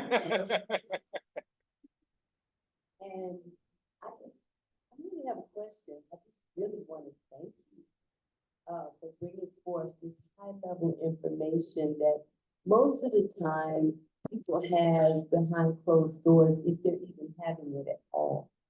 You know, a lot of times women will talk about these things, but we can't necessarily get our brothers to participate on that level with us, you know, in dealing with sexual energy. Also, I just want to say that to all the brothers in here, like, we need you. We really need you all to take care of yourselves. You know, there is this mythos that's out here of women who have discovered their own superpower, think that their superpower is sustainable without y'all, and it's not. Because in life, there is balance. Creator created balance. And so we can do certain things for a period of time, just like y'all can do certain things for a period of time. But if you talk about sustainability, we got to do that together, period. And that means everybody has to be healthy. And women have taken the steps to start our healing journey. You know, we need y'all with us. We need y'all in step, in sync, not giving up resistance every time we bring home some herb or something, you know, some salts or meditation or whatever it is we bring in. If you have been working on yourself, then you are reflecting and attracting the woman that is for you anyway. So then at what point are you trusting yourself by trusting her? Y'all feel that? Absolutely, yeah. You know what I'm saying? So when you start questioning or resisting, really you just resisting yourself. Because a real queen is not gonna bring you anything whack. She's gonna use her love to empower you, not to weaken you. But you can't be fighting her. You know what I'm saying? So I just thank you for setting an example of the divine masculine. You know, it manifests in each and every man in the way that it is supposed to, in the way that you're walking is, of course, the path that is least traveled, but it is the path that must be traveled if we hope to elevate and evolve. So just thank you. Thank you. Yes. Thank you, thank you. Now, E. can I say something in response to that? Yes, yes, please. First off, honor to you. I've been seeing Tassili's on my damn timeline for the past like 6, 7 years. I've been wanting it forever. So first off, we got back to the room. And you know, I eat a lot of raw food in my journey. We just came off with a detox, 30-day parasite cleanse, also a 40-day sex fast as well. So we in that frequency where we're very sensitive to energy, especially taste. So I took that first bite. That first bite, oh my Lord. So yeah, we got half our rap waiting for us when we get to the hotel. But I just wanted to pay homage to you. We was in there earlier. You talked about how graceful my wife was. You was able to recognize my power, and you didn't even know we was going to connect here tonight. So you see the synchronicity of things. And I want to honor you as well because I think in this generation of our culture, you see the dissension between like even in hip hop, the young heads pop. We better than pop. We better than Biggie. That's ancient. Like there's a disconnect as far as what our elders have to offer to us, and vice versa. And me being in 6, 7 years of this journey, taking baby steps, to know or to possibly fathom what you have had to go through to create something, a portal like to Silly's. People see that smiling face. People taste that food, but now me being in this journey, I know what this takes. So when I see elders like yourself, spirits like yourself, I see sacrifice. So I just want to honor you for every sacrifice that nobody got to see but you and God. Right? And then thank you. Thank you. Absolutely.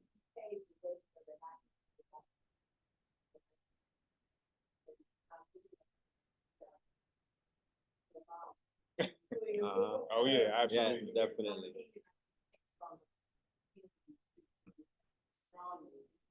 And, you know, having her in Atlanta is just such a divine blessing. She's all over travel. And so, I just encourage any and everyone, woman and man, to go and get the next level of insight into the community. It really is that person, that being, that spirit. She really, so. And one thing I want to add to what you said, being that women have been quicker to healing, of course, men are starting to get to that point. A cheat code for my brothers in here. You know, a lot of us is from similar areas, similar hoods. You gotta have these conversations with the hoodest nigga you know, Right. right? The cousin that's always in jail that you think don't want to hear these conversations. Right. We got to go to that level as far as our circles, and then to the women. A lot of times women don't like when I say this, but the demographic of men that we trying to reach that sometimes don't end up in these spaces, they in y'all DMs. Yeah, I got him. They holler at y'all on the street, right? Y'all can So, hook 'em. right, so even if y'all not interested in no way, shape, or form, if brother end up in your DM, tell that man, if you want to have a conversation with me, even if you never do, you gotta read Cultivating Male Sexual Energy by Montauk Chi, and then we can have a conversation. That's a fact. Right? We gotta be able to play the game that the powers that be are playing, and being able to create this matrix, we gotta create our own, and we gotta take these opportunities to understand it may present itself as a potentially romantic or sexual connection, but I got this brother's attention right now. Let me plant a seed. Right. And keep it moving, okay? Right. Yeah, clap it up. I got you in 1 minute. And that's very interesting that you say that, because I'm of the belief that life is a game of chess. But the most powerful piece on the board is the queen. And that's not just in word. Like, y'all could go places that we can't go. On the chessboard of life, they let y'all indoors that they don't let us in. But if they checkmate you behind that door, you done. And you gotta know that the other side of the chessboard is always active. There's people that's walking around like, oh, nah, not my stay. Everything is, I don't got no ops. You don't have no other side of the chessboard? You really that, you really don't see that? So they let y'all into Fortune 500. They let y'all into their jobs and whatnot, and y'all blew it up. You feel me? Because there's no better brander on the planet than the Black woman. Whatever y'all stamp, it go platinum. Whatever you got the Midas touch, I will not give that power to no European woman. I'm not hating on no other. I don't have hate in my heart, but I'm keeping it 1,000. Y'all are they mamas. Y'all are they mamas. Then none of no Asian woman stamp. I was like, I gotta go get that. None. And no disrespect, but it's y'all. It was y'all. It was your recipes. It was the way that you dressed. It was your language. It was the way that you carried femininity. You taught them this. So I'm a proponent of don't let your wife go stamp no white man's job. Like, don't do that, man.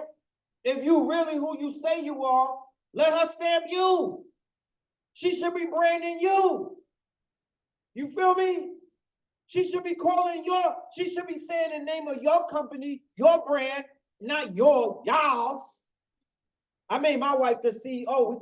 I took her right to the bank. We did the paperwork, and she got the LLC title. She the CEO. Checkbook is in her name. Cause I'm like, this is yours. You know what I'm saying? We have a child. You got the business. You the most powerful piece on the board. But I can't let you go into rooms to get checkmated. Because men is like, there's this thing about catching bodies and, women is the same. No, y'all not the same. If y'all get checkmated by a man, it's over. If we checkmate a queen, then we bring them on our side. I'm just playing, but I'm just saying. It's different. It's different. Case in point, let's just go back to 2020. 2020 was a tumultuous year with all of this race riots and things like that. A lot of people who didn't know about racism, a lot of people didn't know about the fact that we had ops out here. A lot of people that didn't know that there is some inbred hatred in this country for melanated people, right? So when we all learned about that, right, two dynamics took place. And once again, I'm not co-signing behaviors. I'm pointing out logic, right? So there's two dynamics that I saw took place. I saw Black men begin to gravitate to white women more, right? During the conflict, during all of this upheaval, I seen Black men at the marches macking on, Becky with the Black Lives Matter shirt, like, yeah, sure. And this was interesting because it was in New York where gentrification had taken place. And prior to the whole riot, they wasn't talking to us. They was walking in little poodles and whatnot. And they wasn't paying Tyrone and these niggas on the corner no mind. And they was in White Castles right in the middle of the hood. Like, nah, we starting on y'all. You know what I'm saying? Like, but then they started linking up during the marches, right? But then you also saw another dynamic of our sisters getting with white men. So when you sit back and look at it, you gotta ask yourself, where's the power dynamic? Is the power dynamic in the man, the Black man, who got Becky and whatnot? Or is the power dynamic in the Black woman who choose to let this white man into her most sacred space? We gotta be able to see the chessboard for what it is. There's two sides on it, and I'm not trying to be a person to split things up. I'm just saying, really think about that. If y'all get checkmated, it's game over. If a man is with his wife and her work husband get lucky and he checkmate her, the relationship, it could survive, but that shit is gonna survive on some rocky roads. So I just brought that up. Just as a thinking process, I'm one of them dudes that hit the blunt and be like, I wonder what that's about. But I do want to say, and I do want to leave it to let our sisters know, if we've never told you this, if you never heard this before, there's nothing, there's no one. They can't create an AI. You understand? That has the branding power, or what we would call the Midas touch, or what we would call the divine feminine mother principle than what you have. So like he was saying, it's knuckle draggers in your DM. Cause they saw you with the Mindy, they saw that glow, they want to eat on you. You feel me? They saw your light. They want a piece of that, right? But y'all could tell them, before you even talk to me, my nigga, you gotta pull your pants up, fam. Before you even talk to me, you gotta use spell check. I'm just saying. I'm not shooting at. I'm just saying, before you even entertain me, you gotta answer these questions. I'm gonna give you a quiz. Challenge men. I'm a man. I'm here to let you know. We don't shy away from challenges if it's really like that. If we really want you, we like, bring it on. But the bring it on turned into something very, some shit at Cheesecake Factory, bring it on, 20 questions. Once you pass those 20 questions, then it's like, I guess I'll let them, you know what I'm saying? They gotta be you gotta set the bar a little bit higher. Test these men. You feel me? Challenge them to rise, because water, they say that boats rise, water rise to the highest heights. Challenge them to level up. You are magnets. You pull the God out of us. We can't become God until we in your presence. Don't let no incel Negro running around who ain't never, ever been in the clutches of a goddess claim God around you. Like, yeah, I'm the God. All right, where you goddess at?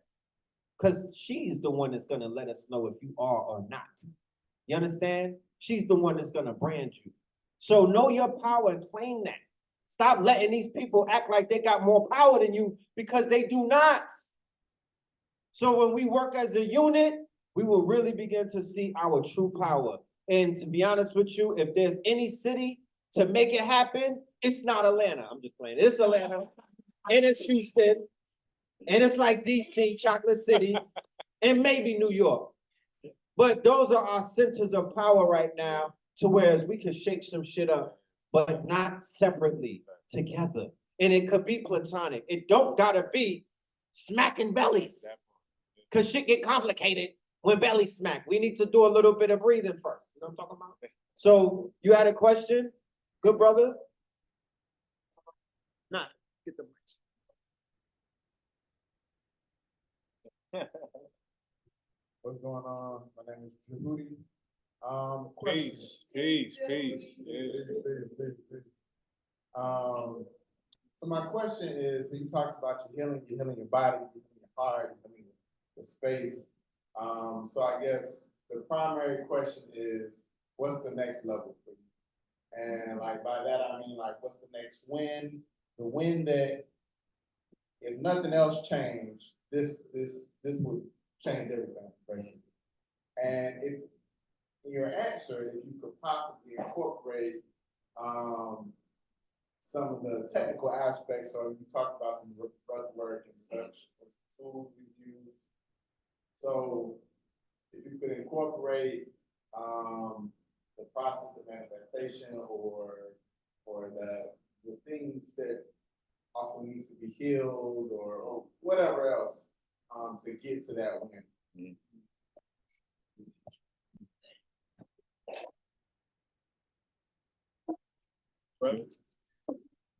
Peace to the God. Like manifestation is tricky. At least how we approach it, I guess. Like right now, this is manifestation. Right now, this is the win. And I'm in a point in my life where I don't, there's no carrot at the end of the string for me. And that's put me in a position where, like, when you want something, okay, so we've talked about this in sessions as well. Attention comes from the root phrase to stretch towards, to attend, right? Attention, if you will. And whenever you have a desire, you got this ocean of information that we call the mind, that's constantly evolving, changing, downloading, growing almost like a blob. If you got this ocean, every time you desire something, your flashlight of attention has to focus itself on one thing, which is a valuable tool when you are looking to bring something into fruition. But I think we are in that space a little bit too much, and we keep that narrow peephole point of view, and that keeps us in the masculine aspect of what we refer to as manifestation and building and bringing things into fruition. So the thing that's been most vital for my abundance is to stay out of that peephole. Staying out of that peephole is when the thought comes up, okay, what's next? To not go with it. And that sounds tricky because it's like, all right, well, how do you get anything done? When I'm in that expansive space and I'm not looking through the peephole, the download comes to me. And I only execute. So for me at this point, it's not really a matter of manifestation. It's, man, me and my wife use this language all the time. We just conduits. Life know how to life, universe know how to universe, God know how to God, through each and every being on this planet. Our job is to stay out the way. You know what I'm saying? Like with the healing journey, and Cecilia, I'm sure you know, the body knows what to do. It's just we put so much stuff in the way of it being able to heal. Once I cleared that shit out, the same thing the doctors told me I couldn't reverse, got reversed. Right. I just got the body out of the way and let it, got myself out of the way and let the body do what it needed to do. So I take that same approach where however God needs to work through the conduit, that is Docs, that is Brick City Buddha. And if I tried to plan my way into this, bro, for the past 6 years, I wouldn't have gotten a percentage of this done. I haven't done any of it. It's been done through me. And for me to remain in that conduit space, I can't stay in that people perspective. So I'm not even worried about the next moment. I'm not worried about what happens when we leave from here. We are soulmates in this moment. We are God right now, manifesting in this form. That's enough for me.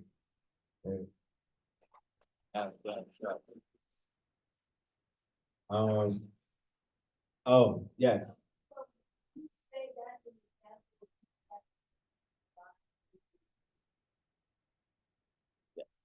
Yeah, great question. I talk a lot about this too, not often because people don't be want to have these type of conversations, but this is the room where I feel like it's apropos. So in Indian cosmology, there's a lot of different deities and devas, but the main two are Shiva and Shakti. Shiva being that divine masculine. I always refer to it as, we talk about the Big Bang, right, in science class. What the fuck was before the Big Bang that collected so much momentum of no thingness, right, that at a certain point it just explodes, right? So the divine masculine is that no thingness, that potential for something to exist prior to is the divine feminine, right? Which is the energy of creativity that's at this moment expanding out at the edges of the universe in every direction. And when you really pay attention to a woman, it's a fucking Big Bang every single second of every single day. That's why they don't know what the fuck they want to eat unless it's Sicilians. Because it's not just I'm hungry. It's not just I'm hungry.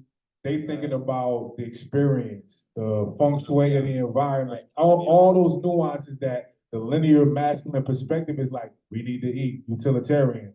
It's all these other worlds I talk about a lot in my counseling sessions with couples. I've counseled a lot of couples over the years. And there's usually a stalemate between whatever the dynamics is. The woman is pretty much saying, but I feel. Right. The man is saying, but that shit don't make sense. Right.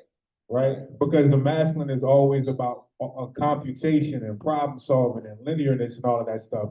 And a woman is this expansive universe that has so many different nuances. So to a large degree, I'm standing on the shoulders of women physically in the human aspect, but I'm also standing on the divine mother because I ain't got to figure this shit out because now I got access to what y'all experience on a day-to-day basis. So absolutely, that's a huge part of it. That's where men's abundance will skyrocket when we realize tapping into my feminine ain't no soft shit. That's the most gangster you can ever get. Yeah. Yes, yes, wrap it up. Okay.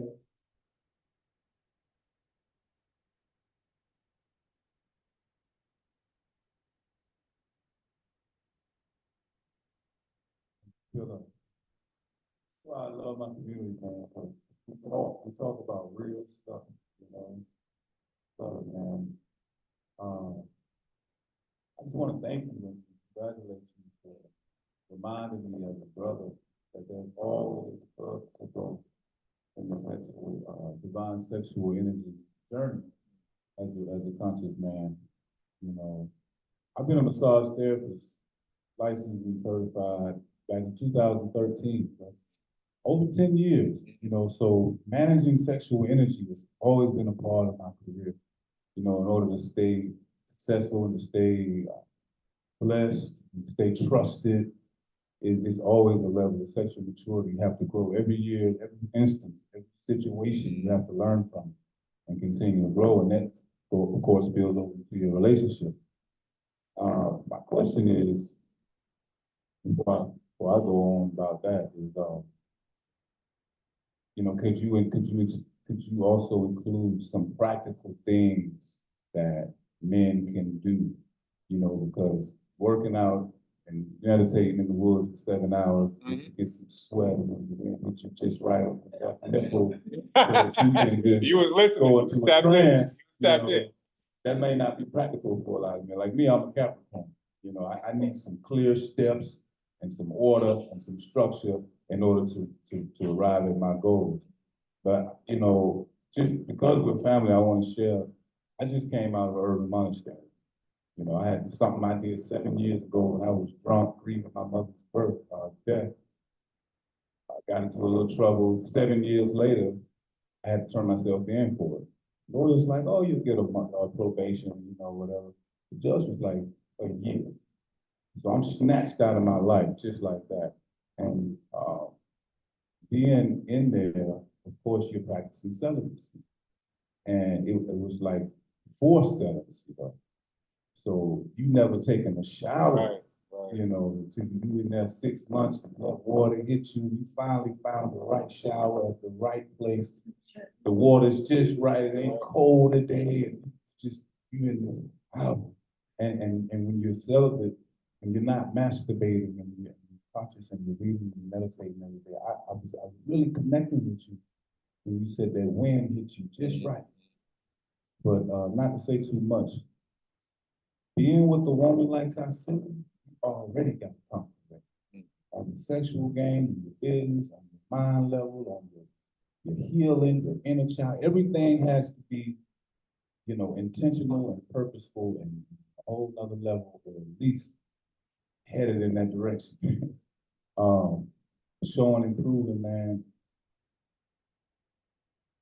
Getting out recently, most people will be like, man, I can't wait to get home and tie that up, you know? And it was in my mind, you know? Don't you know we got out of it? It took days. It took some time.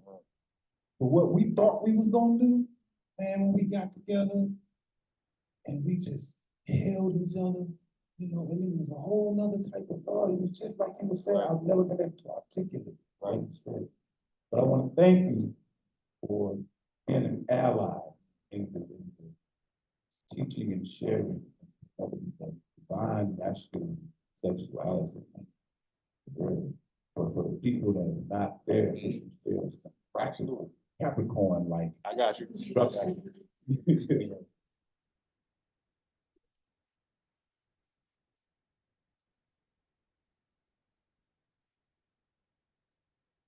Yeah, what's your name, guy? Okay, congratulations to you on everything, on your ascension, on your journey. And I'm all about practicality. How do we like actually apply this shit? One of the things that's been, and I say it's like the deep end of the pool and the shallow end of the pool, both are effective. I still do CITI asana, right? I won't get into that. That's like a bit more complex technique. But what prepared me for techniques like that, which will really help me to redirect the energy, spinal breath. Spinal breath is still one of my go-tos, and it's convenient because as long as your spine is erect, you know, you could be driving in the car, you could be at your cubicle at work, or you could be massaging and still doing it. So let's do a round or so together.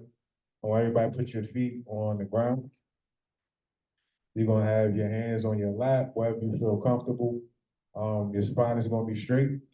So eyes open, we could do a practice one together, and then we'll close our eyes and take a few of these breaths. So when we breathe in, the breath is gonna be coming in, spilling in through the nostrils. It's gonna be smooth, slow, and full. Y'all keep your eyes open, check me out. So when we start, you're gonna imagine that breath at your perineum. I want y'all, because everybody don't know what that is, squeeze the muscles as if you was trying to stop urinating. Nobody can see you do it, so go ahead and squeeze it, right? Keeping those squeeze the area that you would squeeze to stop defecating, those muscles too. Right in between those squeezes pretty much is your perineum. So when we start, We're gonna be breathing physically through the nostrils, but you're gonna imagine, visualize, and sense that breath being born at the perineum. We're gonna be breathing it, you can check me out, up the spinal column, almost like it's swimming through your cerebral spinal fluid, trying to make it to the back of your head. When it gets there, we're gonna exhale that breath like a stream of energy, shooting it right through the center of your forehead, the third eye space, into the atmosphere. Inhaling it right back in through that point, spilling it to the back of the head, and then letting that thing climb, slide, glide right back down the spinal column to the perineum, right? Let's do a couple of these together. Go ahead and close your eyes. And then 3, 2, start to breathe up, smooth, slow, and full, directing the breath up the spinal column. And then exhaling through the center of the forehead.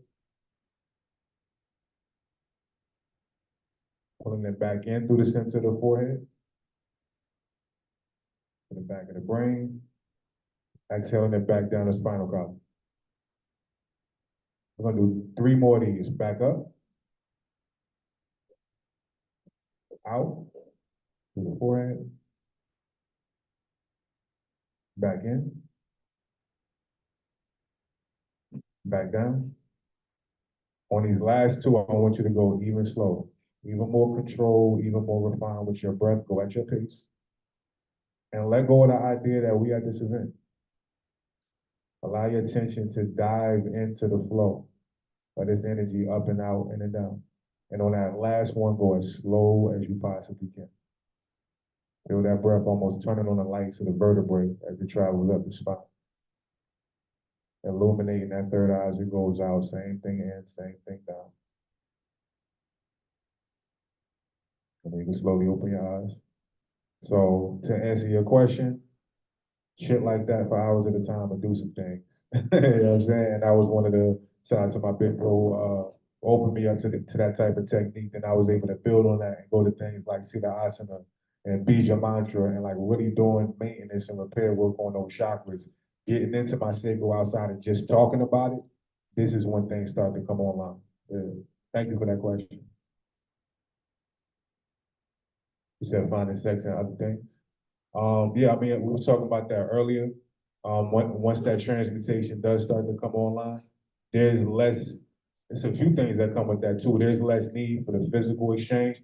The physical exchange is beautiful, but I feel like that's the densest form of the exchange. Because like you said, you came home with all these ideas. It was the same thing when I first got to Candace. We had been doing the DMs for 7, 8 months, building all this energy. And I go to Galveston, and it wasn't on the front of my mind either. But you know, it's almost that expectation, like, all right, we locked in, like something's gonna happen over these 5 days.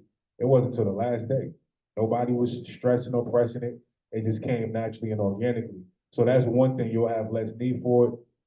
But then the other aspect, when you are able to get the different expressions of sexual energy from the divine feminine and the divine masculine, they mean more, and you can go a longer period of time.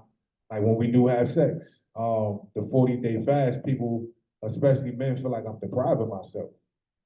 The level of energy I'm able to open up to with my wife, being that we had this connection, like Kanye said, one good girl is worth 1,000. I'm not gonna say the term, but that translates to how much more satiating the sexual experience is because these other layers of myself are open. So that kind of bleeds into every aspect of it. Yeah.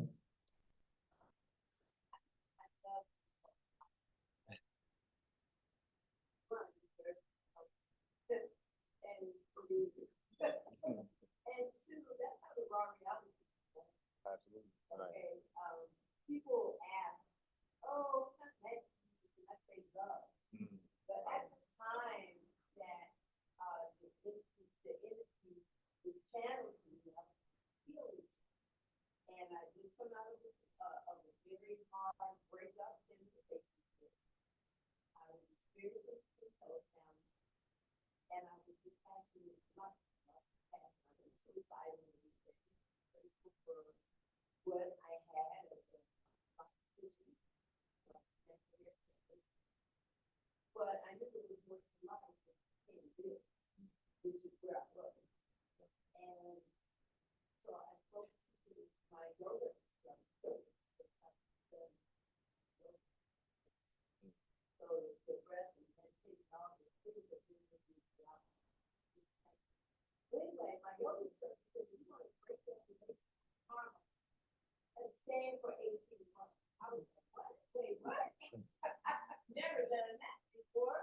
And he said, well, that's gonna help you break your leg.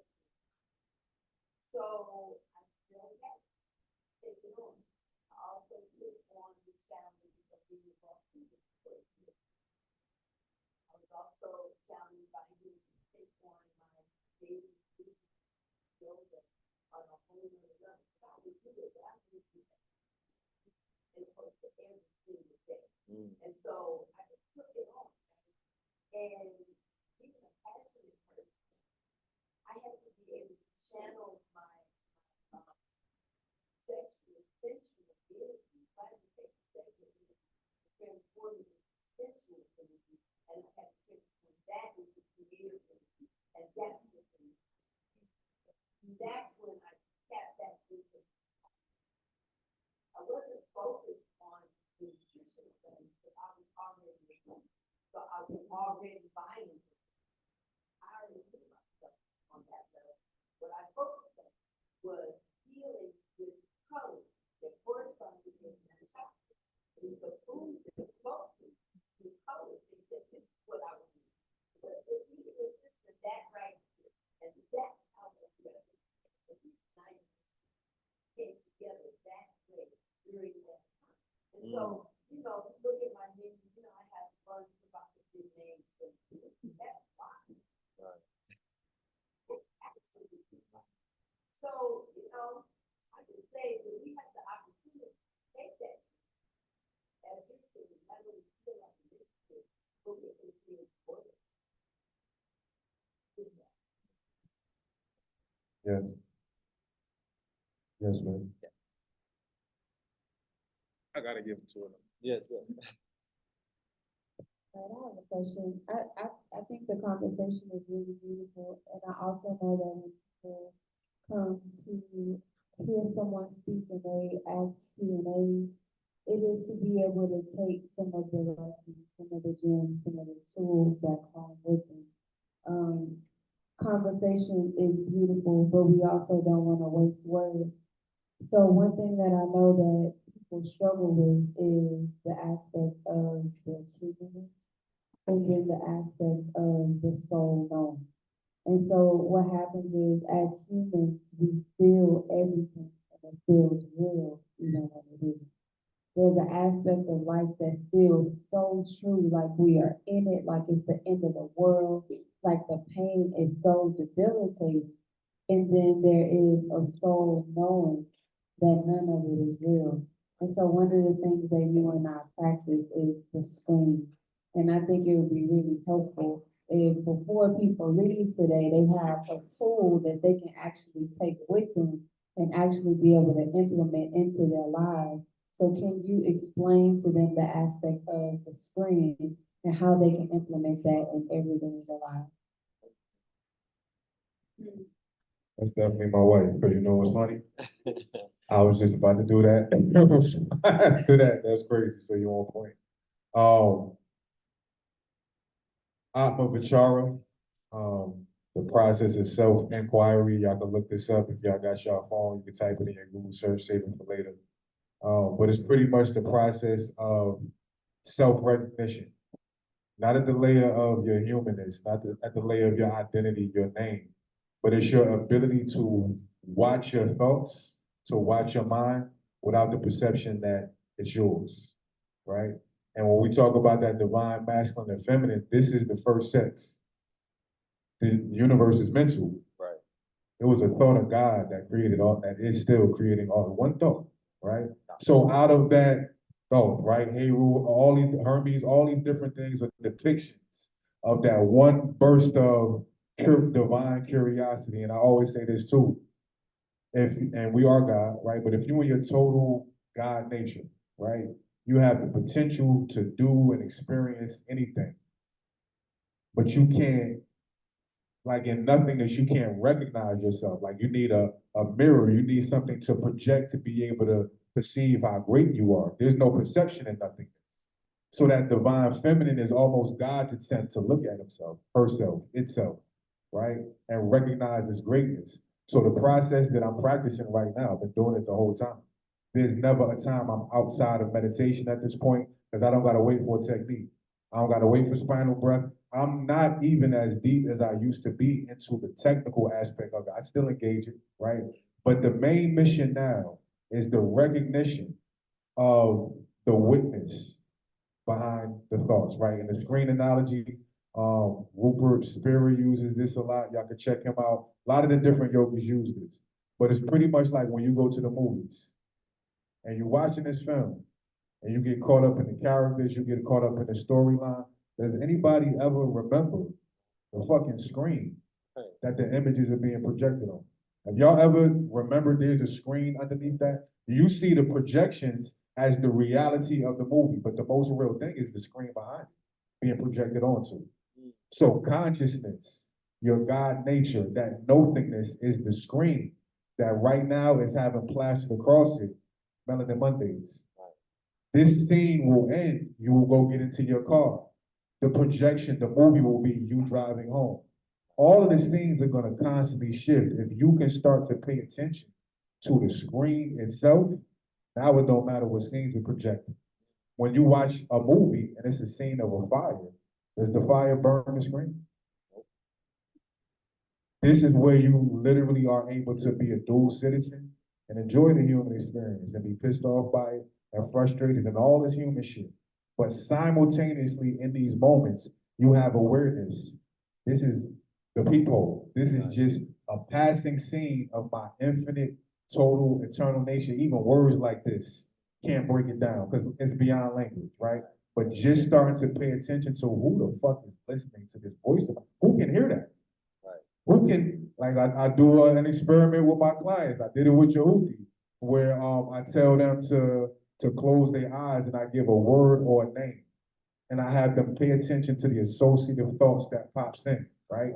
Eyes are closed, but there is an eye that's watching the imagery being expressed, seen after. What the fuck is that? We don't pay attention to that. So we talk about self-knowledge and knowing ourselves, but a lot of us don't turn our face towards that aspect of our nature. When you do that, the way I describe it, and this is a very human way to describe it, but that bliss, right? That sex, it literally feels like I'm disintegrating. It feels like every cell of my existence is getting on its own individual roller coaster in a different direction. I'm out, my nigga. And Docs, Brick City Buddha, disappears. And I'm doing this pretty much all day, every day, right? So I was already about to hit y'all with that. Definitely look into Atma Vichara, self-analysis, self-inquiry. If y'all want to hit me up, I can send y'all some things, but this is like the real mastery where the spiritual gymnastics, like we get off on it. Our ego turns into that. I can do these techniques, I can stand on my head, and the humanhood is cemented even more on the spiritual end of things. That got to be given up. We got to become gods to even give up the idea of God, right? And you can only do that by starting to recognize the screen. So if y'all want more information, I can say, what? Atma Vichara, ATMA, ATMA, and then other word, Vichara, VICHARA, also known as self-inquiry. A bunch of shit will start popping up for you. A book I will also recommend, you can download it for free, I Am That. I Am That. The author's name is, it'll come up off of that, but his name is Nisargadatta Maharaj. But I Am That is the book. That'll definitely be a foundation for you for the screen. I'm on Google, I see I am that nigga. That's your algorithm, man. You already know. No.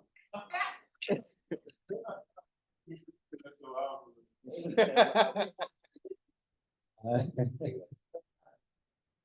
right, peace, family. So, Red asked the question earlier. I don't know if it was totally answered. I want to just dive a little bit deeper into it. And it's about ejaculation and the microcosmic orbit, because ejaculation went viral, but the microcosmic orbit never made it to TikTok. So there's a lot of people out here doing damage. Facts. The same. That's facts. Facts. Right? They didn't get the second part of the whole therapy. And a lot of people are out here being injurious to themselves because the whole aspect of it is transmuting and rotating the energy to make it what I call the gold elixir. I turned into Superman. right? This is not even optional, like, the powers that I was receiving when I was participating in this demonstration or this discipline, it was otherworldly. And it's really not something that you can explain to somebody because it has to be experienced. And microcosmic orbit wasn't easy, until it was, Right. right? And I don't really hear nobody speaking about that. Can you speak on it? Can you speak about how important it is? And that's a part one. And the second part, like he said, is the payload. I don't know whether it's Western indoctrination, right? Because a lot of people have been oriented to their sexual experience primarily through porn, right? Or media, entertainment, things of that nature. Stimuli. So yeah, that money shot is, for the most part, with a young woman and growing up in the Western world, this is how she knows to qualify, whatever that particular exchange was. And when you're robbing her of that experience, right, and it's psychologically imprinting to her that she didn't do the job, how do we replace that? We are implementing Eastern philosophies in the Western world. I don't want to overlook the nuance of what it means to be a Westerner in the West, right? So a lot of people are operating out of that Negro mind, just based on how they've been introduced and indoctrinated into sexuality. So with these things in mind, right, how can we protect young men from going out here and potentially, you know, kind of making a mistake, not knowing that they have to qualify several things while they're doing these practices? Great question.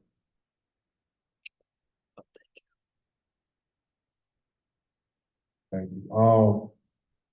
See, I'm glad I've done my work, because most people, when you say microcosmic orbit, they're gonna try to think of it like, what the fuck is that? Let me come up with some shit. I used to practice microcosmic orbit, still do from time to time. Again, Montauk Chi, a lot of practitioners do, but Montauk Chi is like the GOAT when it comes to Qigong, Qi meaning vital force, vital energy, prana, Reiki, those terms we was talking about before, Gong meaning exercise. So this is how you exercise those cellular layers of yourself. And even coming back to a term, cultures. Cultures represents planes, levels, or layers of existence. So again, most of us stay on the porch. Anamaya culture, which is the body-mind phenomenon, right? And the idea of yourself, your persona, your character that you go a whole lifetime accommodating for. Meanwhile, you got the energy culture that we don't, microcosmic orbit and shit like that, where you can dive into that. We don't get into enough of the trauma and wounds in the emotional body to be able to make it into that wisdom culture, to get those downloads, to then get into the bliss culture, where now you're in the heart of God, right? But the microcosmic orbit, and y'all should definitely put this in y'all notes, especially my brothers, microcosmic orbit, inner smile, and six healing sounds. Six healing sounds probably was first for me because I had to clear a lot of energy. And the six healing sounds is from the Taoist tradition. It's pretty much the ideology that your primary emotions, anger, fear, all these different things are housed in different vital organs.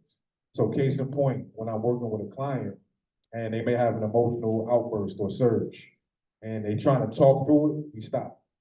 I guide them into the motion, and one of the things I ask them to do is be a witness. Where is it showing up in your system? And if it's tears, usually they say in my chest is so heavy. Lungs, grief, sadness, depression, right? Fear, kidneys. Liver, anger. Heart, disdain, because we just think hate. Disdain is a little bit of a different nuance. You can have disdain for Twitter, for Washington, that shit shows up very subtle, but hate, disdain, and another big one for y'all, impatience. All that's in the heart, right? And then worry, gallbladder, pancreas, and spleen. So before I was even able to like really engage things as such as the microcosmic orbit, it was 36 years of shit I had to clean out of my organs, right? For them to have enough space to download that energy. Because when you think of, in Jersey, we got PSE&G, right? If the electricity comes straight from PSE&G into my outlet, it's gonna blow my fucking house up. We need the transformers on the street to step down that energy in a way that's manageable. So this is why the electric food is so important. This is why the yoga is starting to open up the system to be ready for that bliss energy, that being in the heart of God. And Bhagavad Gita, Arjuna is being talked about in the first chapter. It's like the war of his mind, pretty much. It's personified as an actual war going on. And at a certain point, everybody is dead, meaning his thoughts is dead, right? But they personify, and at a certain point, he asked God to show him his true face. And for 1 second, God removed all his veils. And this shit scared the shit out. He had never had to experience visualizing something like that. It was too much. So like you said, we'll get bits and pieces in this information age, something hits TikTok, everybody talk about it, but we don't get the practical application. So definitely dive into things like microcosmic orbit and inner smile. And like you said, that was like advanced placement. It went from the baby steps of controlling my dick, not being a slave, doing the breathing, and now it was like other worlds was opening up to me now. That, like you said, became that golden elixir. Great question. Yeah. So I'm gonna just the last question. We finna wrap it up and whatnot. And I'm gonna end it on this. There was a practice that I used to participate in, but I still do to this day. And it's the approach. I'm a Scorpio, by the way, right? Me and this guy with the hat on. How many Scorpios in the building? I just Okay. sorry Gang, for you, gang. but yeah, gang, you know what I'm talking about? Yeah, you know, most hated and all that, you know what I'm saying? Or whatever. You know what I'm saying? So I never had, coming up and whatnot, I was in my Scorpion bag, you know what I mean? I'm red pill, so I'm red chakra energy. And as I became more enlightened and whatnot, and I became more refined, I began to refine my approach.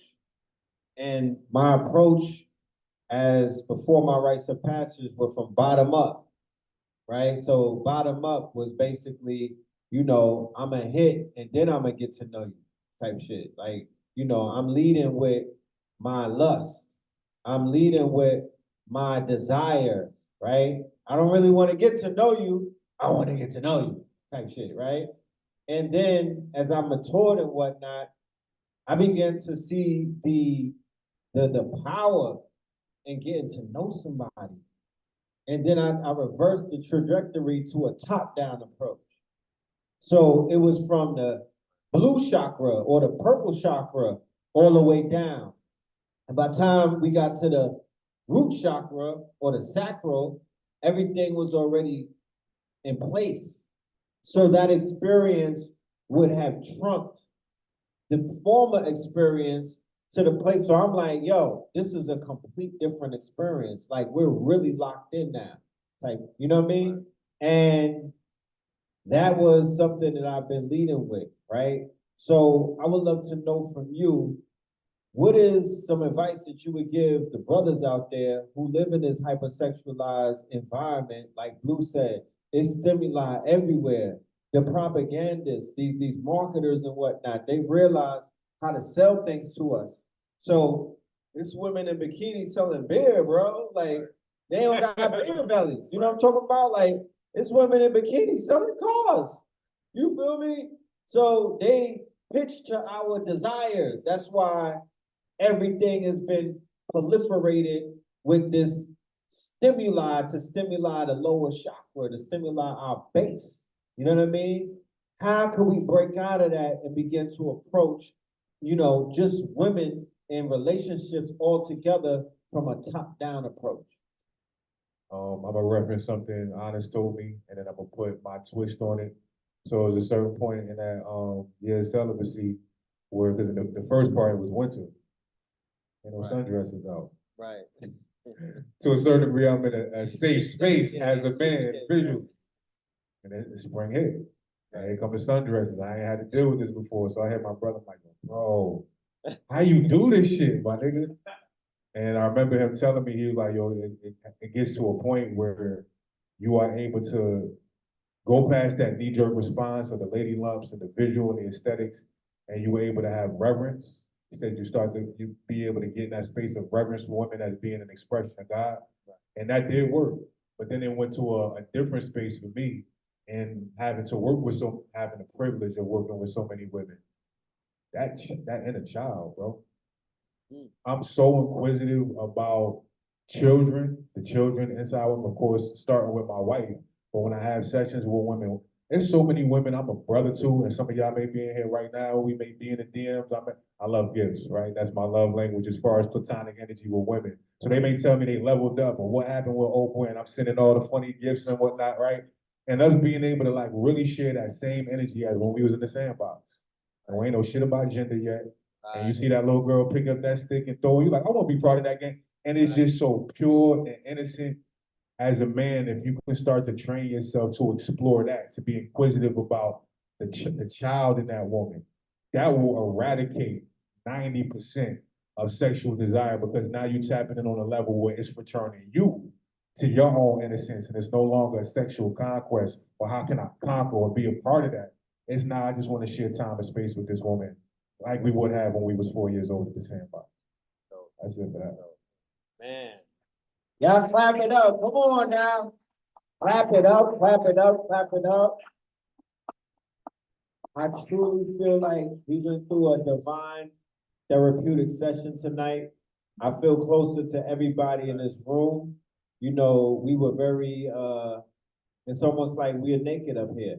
You know, don't visualize that, but I'm just saying, like, under this poncho, you know what I mean? Like, we're bearing our soul. You know what I mean? The brother's bearing his soul, and, you know, he answered these questions. The audience, you know what I mean? They were bearing their soul. This is what we need, you know what I mean? It's not gonna end here. This is a continuum. You feel me? We will continue these conversations, and we will continue standing on these stages, delivering to the people what they need. And with that being said, I want to say thank you to everybody for showing up tonight. Thank you for your time and your patience and your understanding, and just giving us your ear and love and light. You know what I mean? And I'm gonna let Brick City Buddha close it out. He might even sing for us. Hold on. I'm gonna take it back to the honorable brother Russell Simmons at the end of Def Jam. Thanks y'all for coming out. God bless and good night. I love y'all, man. Appreciate it. No doubt. Show the vendor some love, y'all. Show the vendor some love, please. And we got ponchos. Come and see me for the ponchos in the harbor. You know what I mean? Got a few of those left. Peace. Peace to the Zoom too. Appreciate y'all. Yeah. All right. Yes. That was beautiful. Oh yeah. Take a picture. Oh yeah, with the good lighting. When the sun hits, one time coming, niggas run quick. By the time a baby walk, he got a gun grip. I was made for this, I was made for this. I was made for this, I was made for this. I'm not a product of the cages that they raise us in. I let the kids king, I'm not a slave to this. I was made for this. You got it here. How much they going for? I was made for this. I was made for this. Not a product of the cages. Mozzarella, you know. So Blue is plugged in with no facts from Drive. fiction. They do the stickers. I'm gonna ask them if they got stickers on my person was a bad Maybe- decision. They don't know the Miles, like, is a they don't look know the colors, ass like, they kissing shit, on the they might back they make them shit. on cruise To trips put like their that. ass in prison. So you got the hood. I'm looking for the hood. Fact and fiction. They don't know mama didn't leave them niggas half the kitchen with half a chicken. Fact and fiction. We still hot.